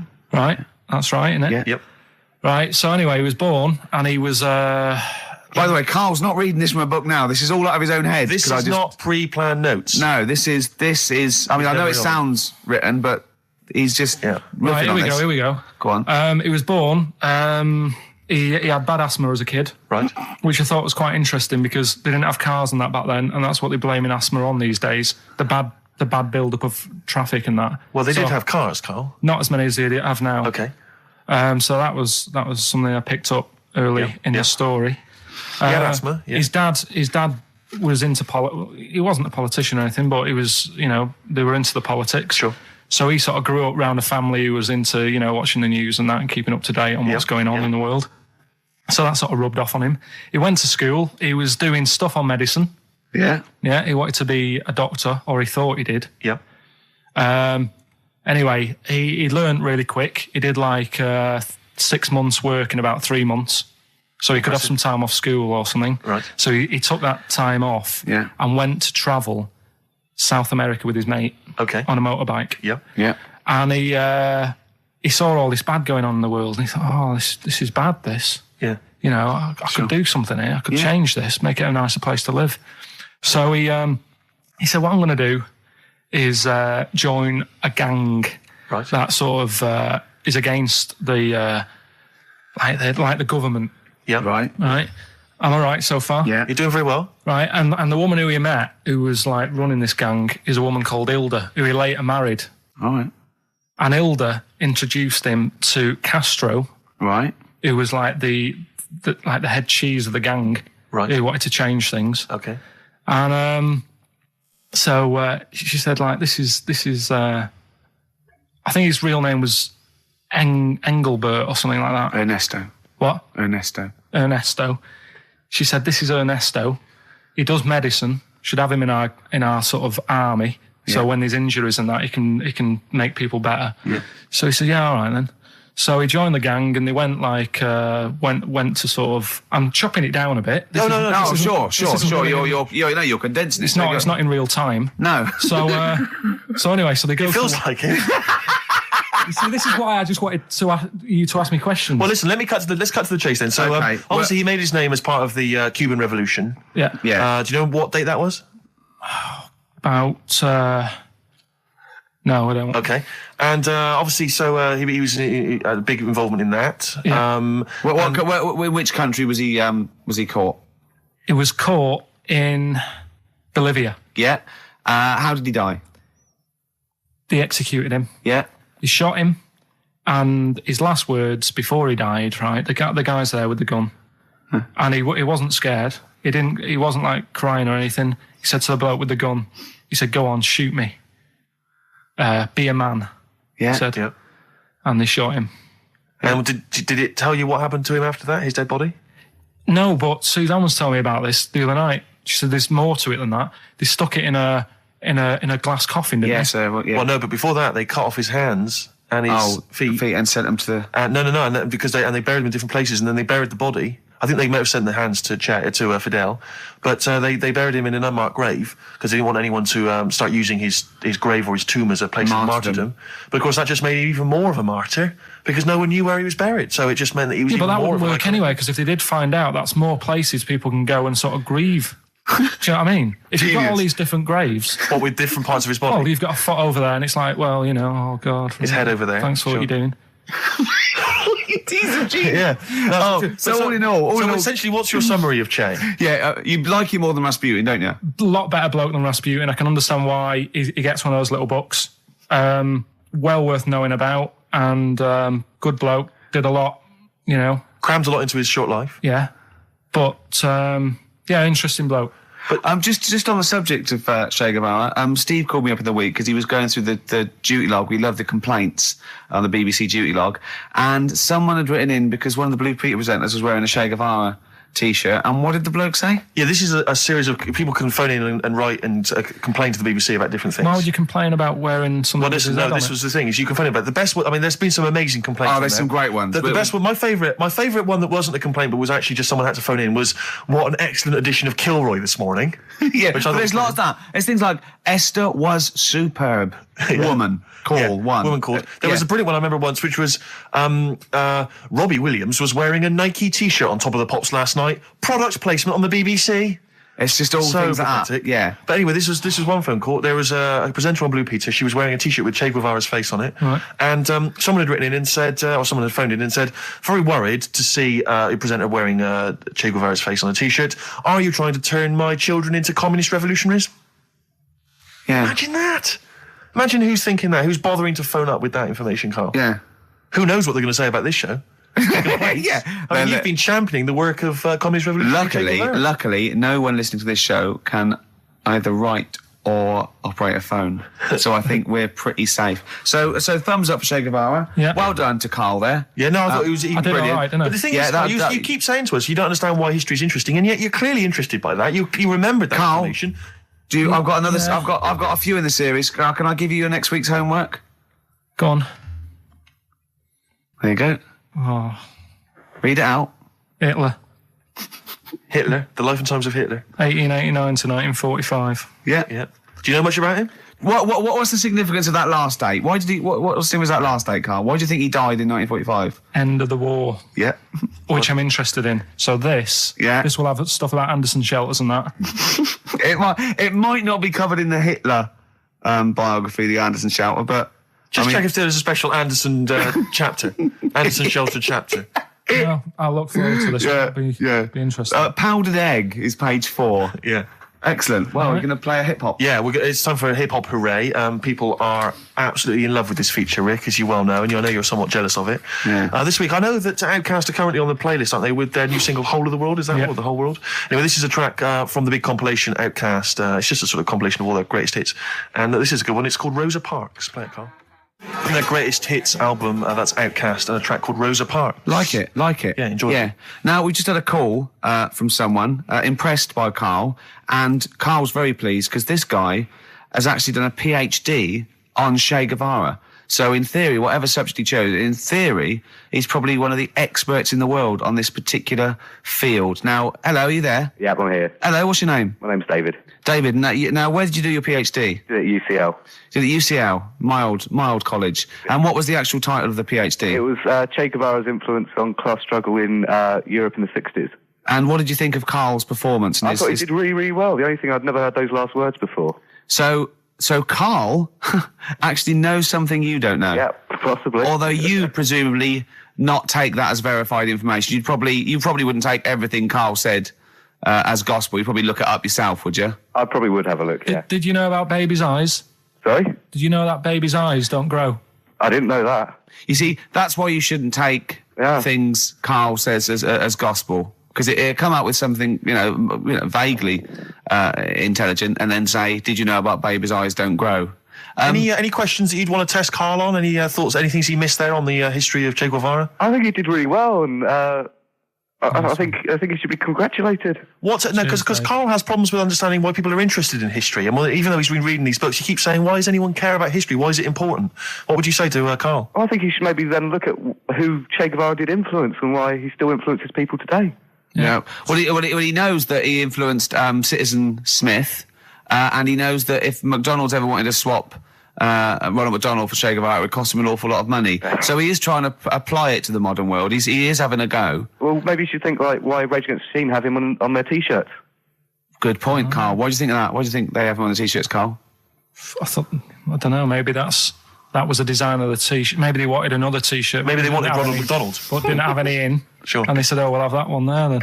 Well, thanks very much. Just before you go, do you think Karl would be an interesting subject for a PhD? Yeah, very much so, yeah. Okay, well, if you're not... Well, hopefully one day you'll become a professor and you can maybe set that as some I coursework. could do, yeah. Karl Pilkington. Imagine that. Cheers, Dave. Like having an MA in Karl Pilkington. Thanks very much, Dave. Okay, bye. Cheers, bye. That's good. My teachers never did that. What, encouraged you in that way? Never said well done. So, Really? Yeah. But you never showed up. Yeah, you had to be in the same room, They were too really. busy saying, "Who are you?" yeah. No, but Mrs. Matthews, me head teacher. Oh, let's not lay into Matthews again. She's always getting us. Not Well, Matty she Matthews. said Not I'd never- Grimble Matty Matthews. we I'd used to call never her. be a high flyer. If she could see you now. What did she say? You'll never be a high flyer. She said that to me, mum and dad, Really? on a parents' evening. And that was after I'd played the drums in Little Donkey. She clearly didn't know what she was talking about. Table 60. Lisa Tarbuck. That's Corner Shop. Lessons learned from Rocky 1 to Rocky. I love that guitar. That's great. It's real glam rock. That's T-Rex and Bowie. I was going to play some from Ziggy Stardust today, but instead I brought in a different album. I want to play a bit of Bowie. Is that all right? Oh, of course, yeah, always. Yeah, bit of Beatles. Still to come up, by the way. With the education of Karl, last week he did Che Guevara. He did very well. Before that, the week before that, he learned all about Rasputin, didn't you? And this week you've been studying Hitler, haven't you? How does that go? How do you reckon that? It's a bit tough. Okay. I mean, I'll give you the full story later, Steve. Do you know much about him? No. It's, they're all linked. All these stories I've been reading, they've all got a similar sort of thing going through them. They're born... They have a bit of a tough upbringing. Things aren't going well, and they seem to take it out on other people. Okay. But I'll tell you more later. Okay. Yeah, I don't think you can... I mean, I don't think Hitler and Che Guevara... It's the same thing. Che Guevara, when he was a kid, had like asthma. Right? He wasn't an happy kid. Hitler, he only had one ball. Well, I was trying to find about that. Yeah, seriously, he phoned me up in the week. I said, "How's it going?" He went, "I've skimmed it. I've just skimmed it. I was looking for the testicle thing. Now I don't know if they left that out or it's not true." Right. So he was trying to look up that Hitler has only got one ball. I think they only did it to wind him up. Because it's like, you might be taking over the world, but we're all saying you've only got one testicle. Sure. And it's So did you look in the index and it's sort of Hitler, Adolf, family life, early childhood, testicles absence of. sort of skimmed through because One of. Mother brackets other. Yeah. Albert Hall. Yeah. the only thing I could find was at one point in like when he was trying to run the place, there was a meeting going on. And somebody had put a bag in the meeting room and it blew up. Yeah, and but I'm the wondering table whether it was under the protected him. table. Yeah, but... Well, you're wondering if under it the blew a table. testicle? It was. The testicle was under the table. No, the bag blew off the ball. No, the ball sack was probably hanging below the protective top, and so that's where he could have lost. But why would he have only just lost the one? Because The way he was sitting. Cross-legged or something? Sure. Okay. Well, I mean, again. Last week we had a Che Guevara expert phoned up. Maybe they could. Maybe there's a Hitler expert this time who could maybe phone up and confirm the testicle theory. XFM 104.9. Sorry, I was going to back announce that track and just mention it was Elliott Smith and the track "Son of Sam." Well, I think I'd just better ask Karl a couple of quick questions about Hitler. Then we can get on with our lives. Okay, we can tick that particular box. Yeah, that. Okay, Karl. Put that particular dictator to bed. It's week 3 of his education. You've nailed Rasputin and Che Guevara. I don't want to lose complete sight of those. I'll maybe ask you a couple of those in the week just to so you keep your mind on it. But Hitler. Tell us the story. What have you learned? Do you want to ask some questions? No, not really. Just sum it up in a minute. What do you Can't do it think? in a minute. Well, can I ask some questions then? Where was he born? Austria. Tell us about his early life. Right, he was a young lad. Brilliant. What in his early life? Okay. Yeah. What's the name? His mum was his dad's second cousin, which is a bit weird. Yeah. That is weird. They had 5 kids. He's going, yeah, it's usually first cousin where I come from. Oh, that's unfair, isn't it? There's no need for that. There was 5 kids, but only 2 of them, including Hitler, including him and his sister survived. The others died at an early age. Okay. Right. Anyway, so they grew up, and the mum died and the dad died and that, and he thought, oh, what am I going to do? Because he didn't do well at school, didn't have many qualifications. No. Liked art. Did he have a GCSE in history? Liked art, right? And then, so he said, right, I'm going to go to Munich. I missed a bit out, actually. Jewish people were in Austria. He didn't really like them. Okay. He thought they got, special treatments and stuff, and just didn't like them. So he went to Munich, and he joined the army. Right. Yeah? Yeah. And he was in the army, and he got injured. Right. So he went to hospital, and whilst he was in hospital, the World War I ended, and he was like, oh, God, I want to... I was enjoying that. Yeah, so... Don't, because you're breaking the concentration. Yeah. Sorry. I'm not even sure I want to join in on this one, just in case. Okay. Right, go on. Right, so... He was in hospital. He's in hospital. He gets a bit better. He's never that fit, though. He's one of these blokes who was always ill. That was on something like 30 tablets a day or something. Comes out of there, joins some other army. Right. God, I knew it all this morning.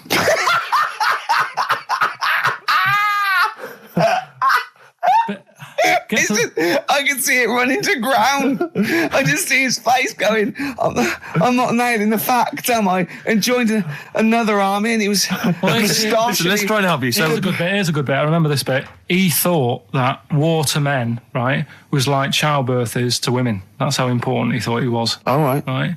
So it's like, you fight for 9 months, and at the end of it, you own something, right? Yeah. So he goes on and all that. He's in Berlin. Yeah. And he's fighting his way through, trying to take over countries and that. And he does he do Berlin? Does he? sorry, wait a minute. Is he Chancellor yet? What year is it? 35? Where are you? Let's skip the kind of climb to power then. He's now the dictator of Germany. Right, he's in charge, yeah. And this is when, he gets his own back on the Jewish people and that, and he's got his own little armies, and he's setting fire to Jewish businesses and all this. And anyway, cut a long story short, Please do. When he came to fighting Britain, Yeah. came a bit sort of unstuck, Yeah. right? Started fighting Not back. so easy, is it, this world domination, Adolf? Britain was there. France was helping out. Yeah. Americans were helping out. Yeah. So he thought, oh, God. So a bit late, but yeah, go on. He goes into a bunker in Berlin, Yeah. and it's all kicking off. Yeah. And apparently, Germany sort of surrenders, Yeah. says it's all over, forget it, we can't beat you. He was really annoyed with this, and he thought, I can't show my face around here. So Because it would be embarrassing. he's with his missus, who nobody knew was his wife, Right. Eva, in this bunker. Yeah. And so he said, I've had enough of this. He shoots himself. Yeah. She poisons herself. And the chauffeur buries them or something, or burns them. Right. And in all the time he was in charge, 50 million people died. So that's 1918 to 1945. Yeah. Between It felt like that. Between Travis and the Red Hot Chili Peppers. Next week, That's fantastic. That's remarkable. I have to say that you sort of lost your grasp somewhere along the line because you started off confidently, but you lost your way. I've had a really busy week, and last night I was like whizzing through it. Sure. And then this morning I woke up, and Suzanne had been away for about 3 days, right? Yeah. I hardly spoke to her. She's been busy, I've been busy. First thing to say when I wake up, oh, just ask me some stuff on Hitler. You are romantic. Oh, that's great. That's how stressful it's getting. But I knew it all this morning, honestly. No, but that's fine. I think you've summed up you've done that. Right, captured it in essence. just for a bit of balance, I've got your next week's homework. It's the same series. There's little books. There's tiny little books, just 3 inches long by 2 inches wide. Crammed with so much information there. Winston Churchill. There you go. You'll enjoy that. Yeah? I'm getting a bit bored now, though. This is what happened in school. Think of the listeners. Did really well in infants. Once I got to secondary, lost interest. Was it the breakup between you and Harris? And Zoe. I'm wondering if you spiralled into something there. Yeah, because it's like all these other, these men of history. They always had sort of things happen in their early childhood, didn't they? Maybe yours is the Zoe Harris dress incident. Well, let's just refer to it as the Zoe incident. Yeah. From now on. Yeah. Winston Churchill, the bit I left out in the Hitler story, Hitler was scared of this man. Yeah. And I can tell you something else about Winston Churchill. Go on. He said he can remember being in the womb. And he was born in a public toilet. Play a record. He texted me yesterday about Hitler. He went, stop making me read this heavy shit. He said, I've seen in the back of this book, there's one on Elvis. No, I mean, it is interesting, but not when you have to read it. Do you know what I mean? Right. But do you think you'd have read it in your leisure time? To be honest? No, you wouldn't have. I wouldn't. No. So do you want a week off? Do you not want to learn about Winston Churchill? Why don't you read it if you want to, and just if you get interested, then read on. I think because that's what I did with school, and it didn't work. No, you decided you didn't want to. Yeah. Yeah. Okay. So but hasn't that taught you something? Can't we just do it like a TV series? It doesn't go on forever. We've done 3 weeks. Give it a rest now for the summer. Yeah, because most series last for 3 weeks. Well, Yeah. I'll be testing Karl on the new re-education of Karl, as you know. He got a GCSE. It's the last one, isn't it? In history. It was the last heavy sort of one, yeah. No. So Winston Churchill. Well, yeah, because I thought we're going on to more sort of metaphorical and metaphysical pursuits, aren't we? Not that book. Yeah, that's the Aesop's I can't Fables. read that in a week. You don't have to read Oh, it. right, Just that's choose the ones about the foxes eating penguins. You'll like that. It's time for the re-education of Karl Pilkington. This week, Karl was studying the life and times of Winston Churchill. What did you make of it, Karl? What did Churchill do for Right. you? Last week I made a bit of an error with Hitler. Yeah, you I tried to remember too much, and it was way too much for me. Sure. So what I've done this week, sort of flicked through, got a few of them basic facts. Yeah. And what I've learned, right? Bit weird the way all these people have something in common, that they're all a bit weird when they're younger. Okay. They've got some sort of illness. Go on. Well, Rasputin, he wasn't well as a kid. Yeah. Che Guevara. Oh, this is Rasputin, the mad monk, wasn't well. Yeah. Yeah. Che Guevara. Yeah. Asthma, really bad asthma. Yeah. Hitler, he was Only one ball. bit mental. Yeah. His mother. He was a bit mental. That could be libelous. Yeah. And who have we done? And Churchill. Yeah. Very weak child. Was he? He only spoke to his dad 4 times in his whole lifetime. Really? Yeah, didn't get on with his dad. Right. And I think one of the times when his dad spoke to him, he was having a go, saying he didn't do as well in the army as he wanted him to. Right. So that's pretty sad bit I picked up of it. Yeah. Anyway, So that spurred him on anyway. yeah. I'm not going in all the ins and outs. Very important bloke. Okay. No, seriously. I mean, your dad bought the tapes, didn't he? Yes. And I can understand why. Because he did change a lot for us. You know what I mean? We wouldn't be sat here now talking like this. Why? We could have been German. Yep. He didn't let that happen. No. Everyone had a go at him, right? When I think it was Chamberlain who was in power. Yeah. And he was like saying, don't be trusting that Hitler. Yeah. You know? And everyone was like, look, stop causing trouble. Chamberlain sorted it out. He sorted out a peace agreement. Yeah. And he was like, no, I don't trust him. And everyone's like, oh, you're just causing trouble. Everyone else is happy. Then it turned out that Hitler did actually do the dirty and try and come over. I remember didn't he do something? He started a war or There was something. a conflict of some kind. Yeah. Started a problem. And everyone went, hang on a minute, that Churchill knew what he was talking about. Yeah. Get him back in charge. Sure. And they got him in, and Hitler was scared of him because he knew that he wasn't going to be having any lies or anything. He couldn't try it on with Churchill. Yeah, And, especially when he was a little bit pissed up and coked and with Who a big was? cigar. Churchill. He wasn't doing that.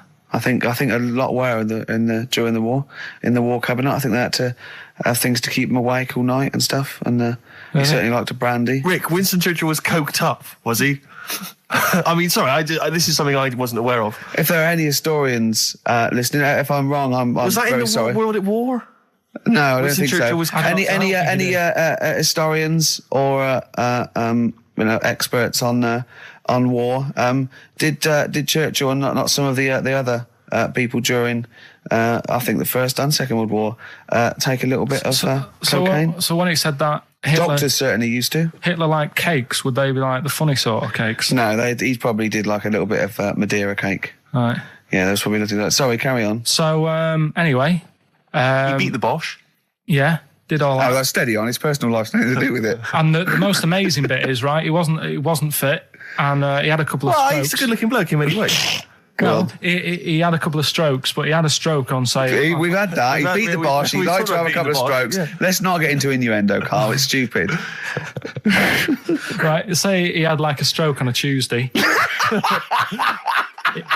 He was up and fighting again on a Wednesday. Really? He was a strong bloke. Yeah. And then he died at about the age of 86 or something. He's a good lad, wasn't he? He was really good. Yeah. Is he the one you favour most of all? the I'd ones say you've out of all... I mean, Rasputin, I don't understand why he got... Like I said, I don't know why they made a book on him. No.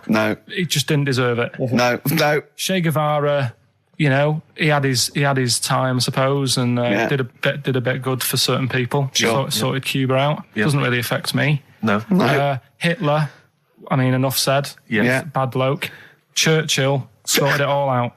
Yeah. And like I So said, your favourite out of the four of them, the of all those four, is Churchill. yeah. I think he's Brilliant. Brilliant. I agree. I agree with you, I think. What I love with your kind of sort of summary of these people's incredible lives is the way that it's almost like, I remember in Lookin' magazine, I don't remember Lookin', it was the Junior I TV remember Times. Lookin'. They used to have half a page which was a comic strip summarising someone's life. You might have, say, 5 Star, the story of 5 Star. Yeah. Johnny Mango called in again. He's become our sort of official researcher on this show.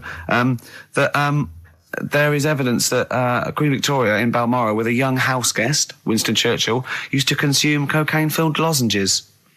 Mm-hmm. So there you go. Also, MDMA was a precursor of sort of ecstasy, a derivative, and that was big in the day, giving soldiers, a little pick-me-up. So it's not so mad, is it? It sort of Winston makes Churchill sense taking cocaine, because is he it? was into his speeches and that, and they say that coke gives you sort of, the balls to stand up and say like... Not that that's a good thing. And No, you it's should- not. No. Definitely not. No. Right? But apparently it makes you confident, doesn't it? So you can stand up and say, we're going to fight them on the beaches. Yeah. And all that, and sound like you mean it. It's exactly, yeah. When he was sort of like, a little bit pissed up with his cigar on, coked off his tits, he wanted to fight. He didn't care where it was. He'd fight on a beach. He didn't care. He didn't care if he got sand in his new trainers. Exactly, he was boozed up. Yeah. You want to fight? yeah, that's why he was coming hard. He was very much, you got to think of him as the Liam Gallagher of his day. Yeah. Oh dear. Bad. Do you know what a fable is? I tried to explain briefly. Do you know what a fable is? Got a Carl? rough idea. Okay, it's a thing that uses sort of metaphor, analogy, just to explain sort of morals. I mean, they're very very old for a start, and it's all I'll give you an example of one. A quick one. Oh, the one about the dog with 2 bones. He goes to a dog's got a bone. He sees its reflection in the lake, and he thinks, "Oh, that dog's got a nice bone. I'll have that." And as he goes to get that one in the reflection, he drops the one he's got, and that's one about I think You I have was, with your I lot. was told one when I was younger. Go on. I think it was one. This young lad, he's got a dog, right, and he's about 8 years old, and this dog, he's had it since he was about 4, and it's a bit tired now, and he chucks sticks for it, and it doesn't go for it. And he's saying to his mum, "Oh, I want a new dog because this one's useless. It doesn't do it doesn't have any fun with me." So they say, oh no, but Rover's a good little dog, you should look after it. And he's like, oh, I don't like it, I want a new one. So they buy him a new puppy, and it's running around, yapping about, and he's loving it, and he's playing around with it in the grass. And then one day he goes to the park and he's messing about and rolling about with it, and he falls into the lake, right? And the little puppy's like yapping at him, and he's going, help me, little dog's yapping. And then the old dog comes and gets his collar, and it pulls him out of the lake. And he goes, oh, God, why did I forget about you? You're the better dog. And he loved that one again rather than the puppy. I got a feeling that was Lassie. Well, yeah, that was an episode of Lassie. What's the moral? What's the moral there, Carl? What's that telling? What's that explaining through analogy? Sort of, don't forget the old. Look after old people. I remember there was one I heard once about a young boy who got trapped in a lake inside a cage. But he loved his trainers so much. He wasn't going to get them wet. But even though he had to get out there. And even though he thought that was the important thing because it's material value, he actually drowned. And the trainers were no good to him then. Star Sailor. Now listen, I'll give this one. This is an easy one. Now just think, right? Think just what it means. They're not that hidden. They're not that cryptic. Just think what this means, okay? Okay. When the Hares addressed a public meeting and claimed that all should have fair shares, the Lions answered, a good speech, hairy feet, but it lacks claws and teeth such as we have. How would you use that? No. What do you think that means? This is translated from the, I don't know, Greek or something, I don't know. It was Aesop. Where's he from? Greek. Yeah. So shall I do it in my own language? Okay. So what would happen if there's hares and they have a meeting in the jungle with like loads of lions and go, hey, hold on, wait a minute. I think we should all be equal and share everything, all right? And the lions go, well, yeah, it's easy for you to say. We've got claws and teeth. Yeah. What does that mean? It's saying like, of course the hares want that because it's better for them. The lions get nothing out of it because they're already king of the jungle. That's right. So it's negotiating from weakness. Anyone can negotiate from strength, but negotiating from weakness is it'd be lovely. It's a lovely utopian look at the animal kingdom. But the way you said it is better than the way they worded it. Well, that's because Ricky's very much the modern Aesop. I mean, many people have thought that. That's why he's getting a lot of awards with the TV show. For him, that's a fake. So look, I'll take that home and read ones you like and tell me about the ones you like, ones that click. I don't care if you only come in with like one or two. Go, I'll tell you what, Rick, there's one thing that I've learned from that. Because sometimes you can know all these phrases and until something happens, you don't think, everyone's heard, I don't know, to err is human, to forgive divine. And then something, might happen. And you go, oh, that's what that means. That's amazing.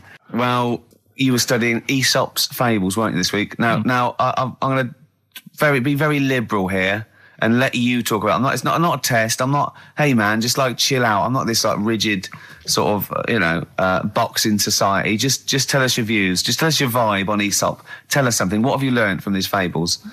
He made a bit of money out of something that's quite simple. I don't know if he did make any money out of it. I mean, I think it was published like thousands of years after his death, but go on. Yeah, they're just little stories. I mean, enjoyed them. Yeah. Didn't learn anything from them. Okay. Or did you see? Because it's teaching through sort of like metaphor and analogy, and maybe it all seeps in and it's all subliminal, and maybe in a way your subconscious is teaching you. No, it's silly, Ricky, it's silly. If the stories were done in like a real way, that there's like a man and a woman and it's a little story that something happened to them in life, then you learn something. But it's all about, a gorilla and a fox are walking through the woods. How often does that happen? Sure. So you're saying if it was more like if it was more true to life, if it was more like, if it was more like real stories, like a kid on his grifter and a magpie pecking at his head, or two frog boys with webbed hands. I mean, if it was real stories from real life that people could believe, actually happened, maybe it would teach us something. But why not do that? Like take a real situation, say like the So Solid Crew guy, yes, going down for carrying a gun. Use that in some way. Do you know what I mean? As a warning, maybe about carrying guns? What about something like if you carry guns and that is illegal, you could have some sort of punishment?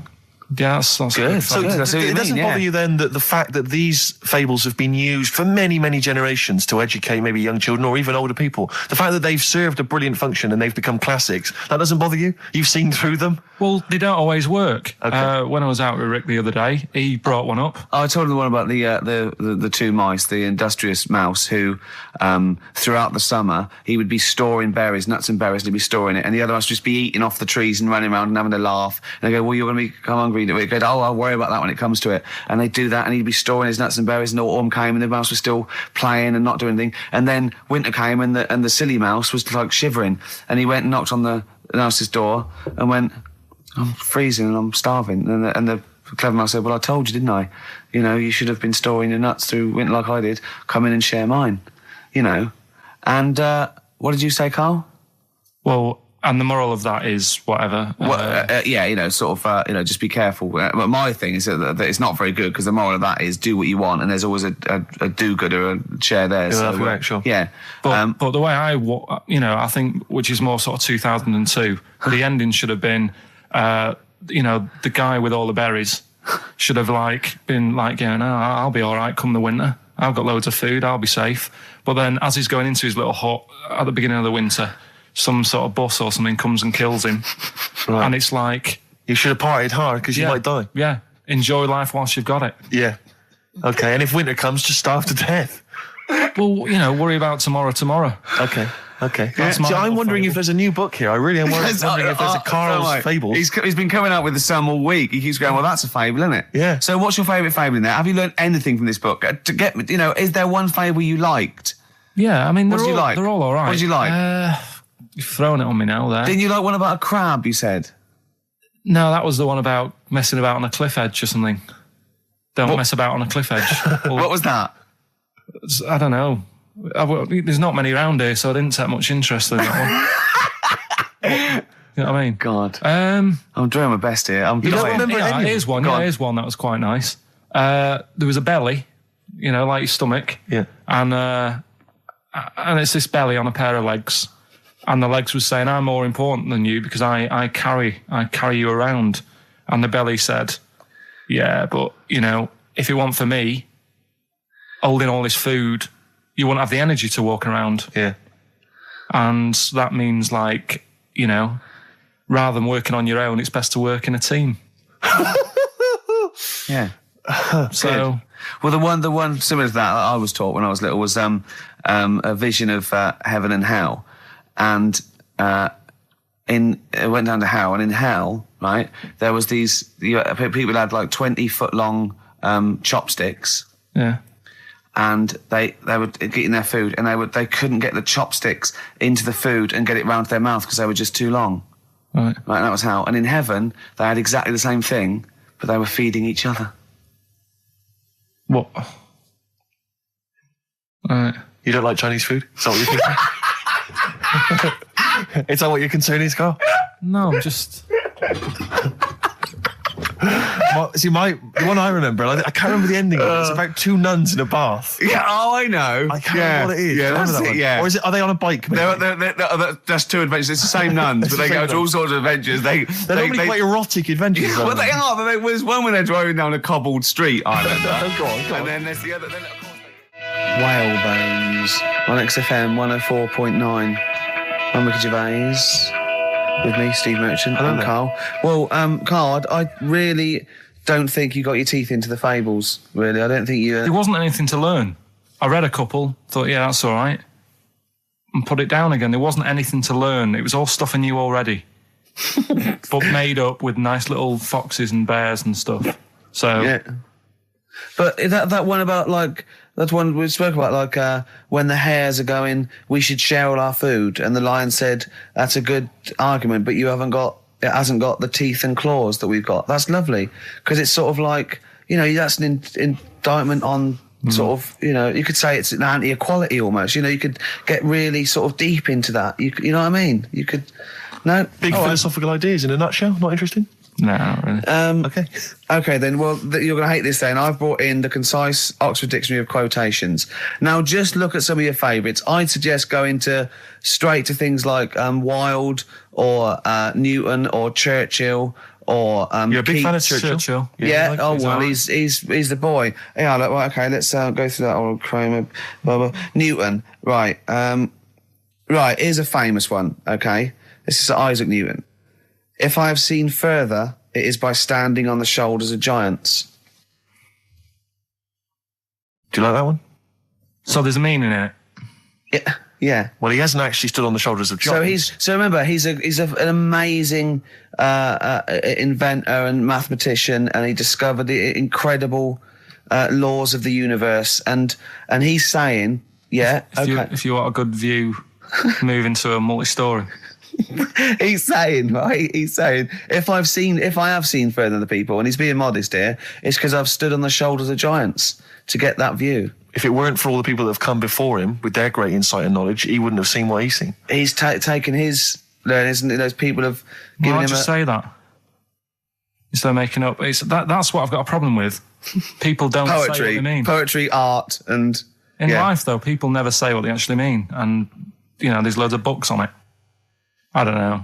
But the point is that he's just summarised quite a tricky idea beautifully. It's beautiful.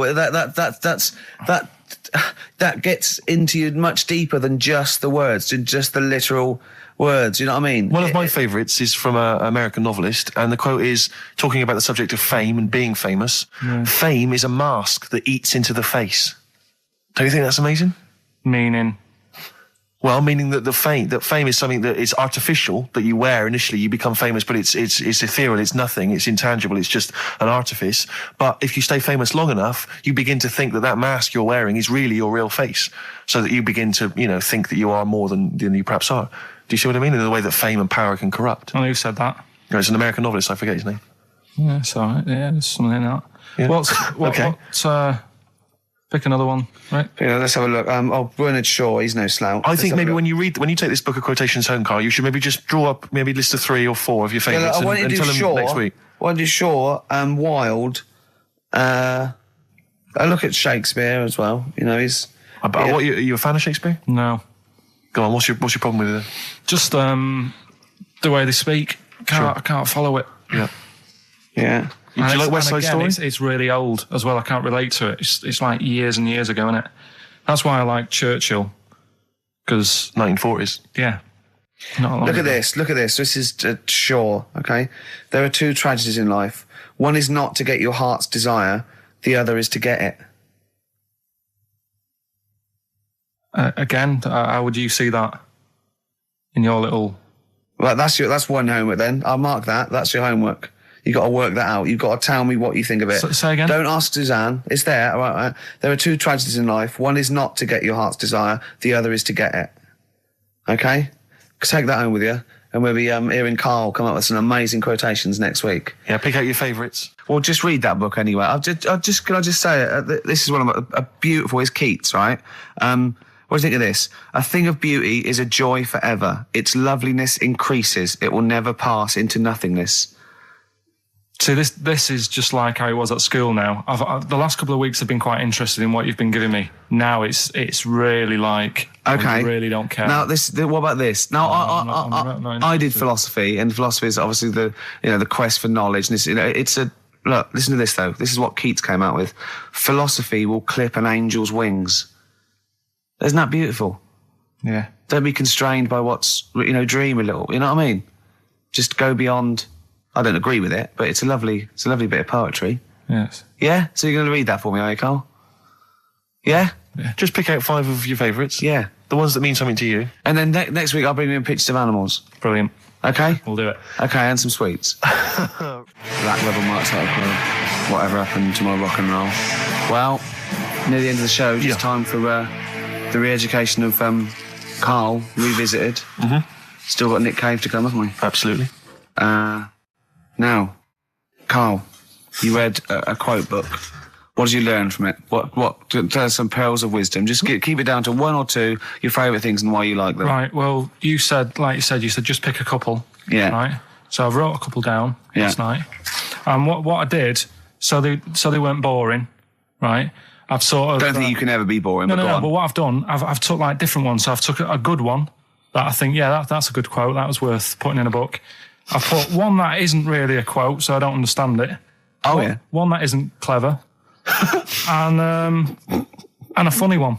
So a bit of variation all out of one book. Oh, how long did this take you? What did you do? Did you sort of like sit? About half an hour last night. And did you sit sort of like quietly at a desk or something?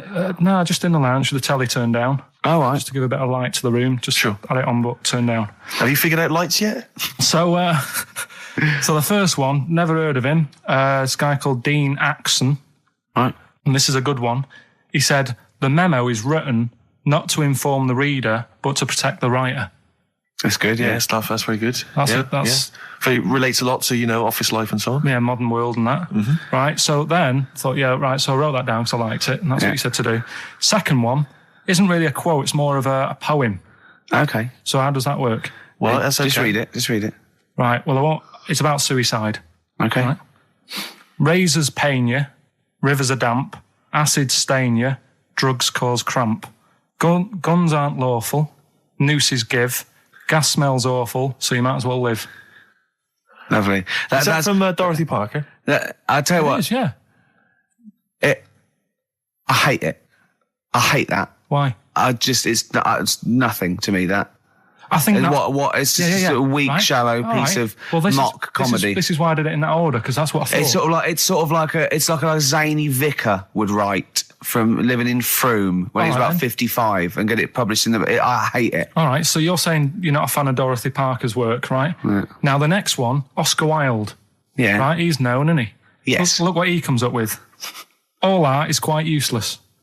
Well, that's what's up with that?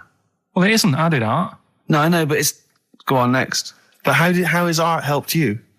How has it been useful to you? It was a bit of it's one of the only things I like doing at school. Right. Do you know what I mean? When I made that little clay man, fixing a car. Yeah. You made a clay man fixing a car. I'd forgotten about that. How can he... I think that's stupid. And especially that it's gone in a book. Sure. Do you know what I mean? Okay. It's easy to diss things. Yeah, it's harder to do exactly right. I don't think art is useless, by the way. But you don't have to agree or disagree with some of these things. Some of them are, sometimes it's just their thoughts put eloquently or poetically, isn't it? And it's just, to provoke a reaction as much as anything. Yeah. Well, and the good one, Ozzy Osbourne. I mean, sorry, but let's go back there. The irony is that is art. That he was an artist, wasn't he? So, but so you don't like Oscar Wilde, but you prefer Ozzy Osbourne. Yeah, go on. Ozzy Osbourne, cracking one. This funny and educational. I bit a head off a bat the other night. It was like eating a crunchy wrapped in a chamois leather. Genius. You're right, Carl. Yeah. So what do you like about that? The way he's described what it is like. I think, if someone, you can imagine what it's like, because I like crunchies. Yeah. And, it's like and a chamois leather is really chewy, so you can imagine that's like the skin. So you like his descriptive writing. The crunchy bit is like the bones and that. Yeah. It's perfect. But Carl, it's interesting because you've analysed Ozzy there, and in a way, that is the first step on maybe doing a new English GCSE. Yeah, being able to study you said why you liked it. You said because it describes you've never eaten about yourself. Yeah, but my teacher, Mrs. Kane, if I would have come into school with, a quote by Ozzy Osbourne, she wouldn't have been happy. Really? Do you know what I mean? And that's the difference between She'd go, right, Carl, get your horse and go home. Well, listen, though, we were talking about other quotes. Yeah. Neil Armstrong. Yeah. Do you know his one? Yeah. What, one giant leap for mankind? Do you know it wasn't meant to be that? It says it's one small step for man, one giant leap for mankind, right? Yep. It was meant to be, this is one small step for a man. Right. I.e. me, the individual, on a microcosmic level, one giant leap for mankind. And he mucked it up, because if you say this is one small step for man, one giant leap for mankind, man there means mankind. I know, it's embarrassing. So you shouldn't give people... He's not a trained actor. That's true. He's more of an astronaut, to be honest. He won any awards, Rick? No, there are no awards. Is he BAFTA nominated? Don't think so. But listen, right, he said another quote as he got back into the rocket. Have you heard about it? Go on. We're running out of time, and I'm just wondering whether it's worth saving as a bit of a teaser for next week. What did Neil Armstrong say as he got back into the rocket? Yeah. Is it going to be away? Something like, that was boring, wasn't it? The mic's not still on, is it? Yeah. They're not still listening. Well, that's what I was saying to you. He could have said that, and it would have That's still not gone down. cheese. it would have still gone down as an amazing quote, wouldn't it? Well, listen, I think you should save it, Carl. You toss, I was meant to go first. No, I'll tell you what we'll do, Carl. We'll squeeze it in before the end of the show, because, Ricky, you got to play your song for the lovers. Oh, we should play this. I don't think we'll fit it in. We might have to save it. Don't worry, we'll see what we can do. Well, Let's next play, week, by the way, you've got happiness quotations, a collection of thoughtful words and beautiful paintings. I'll just give you an example of one. Happiness is a perfume you cannot pour on others without getting a few drops on yourself. Lovely that, isn't it? Brilliant. You can't be happy with that. This is Nick Cave and the Bad Seed from the Boatman's Call. It's a beautiful song. Any song that starts off, I don't believe in an interventionist God is all right by me. And this is Into My Arms. Nick Cave and the Bad Seeds, Into My Arms. Well, that's it. We've run out of time. We have indeed. So no time for Carl's quote. That'll have to come next week. Yeah, we'll save that for next Neil time. Armstrong. Well, I hope you enjoyed it. Goodbye. All right, Rick. Come on, I'm sounding a bit chirpier. It's not that depressing. Well, yeah. Sports next. You know how excited you are? Go on. You love the sport, do you?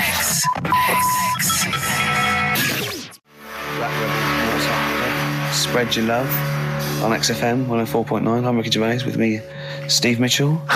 And now it's Carl's bit. It's the re-education of Carl. He's like Liza Doolittle. And now he's coming to, or Lawnmower Man, if you've seen that film. More like Lawnmower Man, if you've seen the film. You'll know what I mean. And his homework was to just study quotes, really, on happiness and stuff and general well-being. He's not a big happiness quote fan, are you, Carl? Not really. So what have you done? You've come up with something, haven't you? Right, yeah, I told you, right? Because a lot of these are just things you say every day. They're nothing special. So what I'm doing... Well, you say them every day. Well, the sort of things you come out with and you don't even think about it. Do you know what I mean? Yeah. They're on the TV all the time. People on the radio are saying these sort of little quotes. Sure. And what I've done is, remember that programme on Channel 4, Faking It? Yeah. Where they got some, like, posh kid to be on a door and all that. What I've done, I've... Imagine if that was the pitch for the show. Dear Channel 4. Just going to get a posh kid on a door or something? Yeah. Yours Come sincerely, in, Carl. come in. Yeah. TV producer. Yeah, go on. So what I've done, this little book of quotes, happiness quotes, I've picked two that are real. Okay. And I've made one up. Right?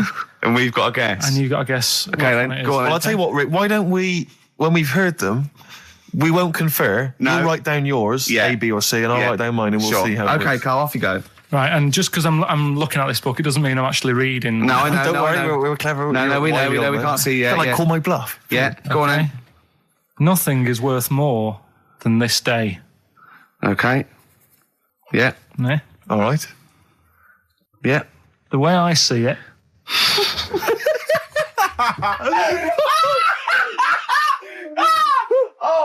Oh God, my head's gonna burst. No, hang on. My head's gonna burst. No, Hang on. this might not be Carl's. It might not be. How do you know I haven't tweaked them a little bit? Yeah, good Okay, point. fair Good enough. point. No, good point. The way I see it, if you want the rainbow, you got to put up with the rain. Yeah. Okay. All right? All right, yeah. Okay, hang on. It's not here. Come on. Cat food. Cat food, come on. It stinks a bit. But if you don't put up with the smell, the little kitten will die. Steve, I don't know what to say. I don't know what to say. Imagine this in faking it. Imagine their faces when he says that, and they're going, "Oh my God." Oh. Carl, play a song, mate. We'll have to confer on this one. Bye, Blair. Well, that's just amazing, Carl. Just read them again. Two were real, one was fake. Go on in. Right. First one. Nothing is worth more than this day. Excellent. Next one. What does that mean? Well, cherish now, cherish your time. Okay. Because you can't get it back, and Yeah, you know that's the way I saw it. Carpe diem, whatever it is, seize the day and all that. Okay. If you want the rainbow, you've got to put up with the rain. Yeah, of course. Yeah, rough with the smooth. You know, it's not all plain sailing, but you know, rainbow's beautiful, but it comes because of the rain, which you might not like. So Yeah. make the most of everything, and Yeah. good. Cat food doesn't smell good, but if you don't put up with it, then the little kitten will die. Right, now, Carl, that is a good effort. Now, that one's yours. I mean, obviously, right? Right. Right, no, but it's a good effort, right? I mean, it slipped seamlessly into the others. Yeah. I don't think it didn't. No, but it's good. I mean, we knew it was that one. But what I will say is, it's good. But what you don't know, maybe subconsciously, is, I mean, it's very similar to the putting up with the rain and the rainbow. But that's good. Why do you think that? Well, What does mine mean? well, even though it smells bad, it's good for something. Right, So see, that's I didn't look at it like that.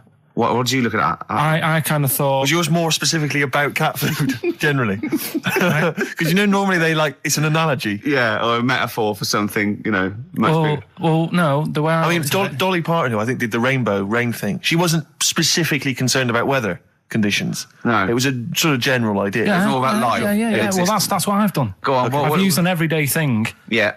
and put it with today's problems, right? Go on. So, my girlfriend, she might like to go shopping for clothes. I hate it, Right. but because I love her, I put up with it. Ah, that's nice. Yeah? Yeah. So, you love that little kitten. You can't stand the smell of the stuff you got to feed it.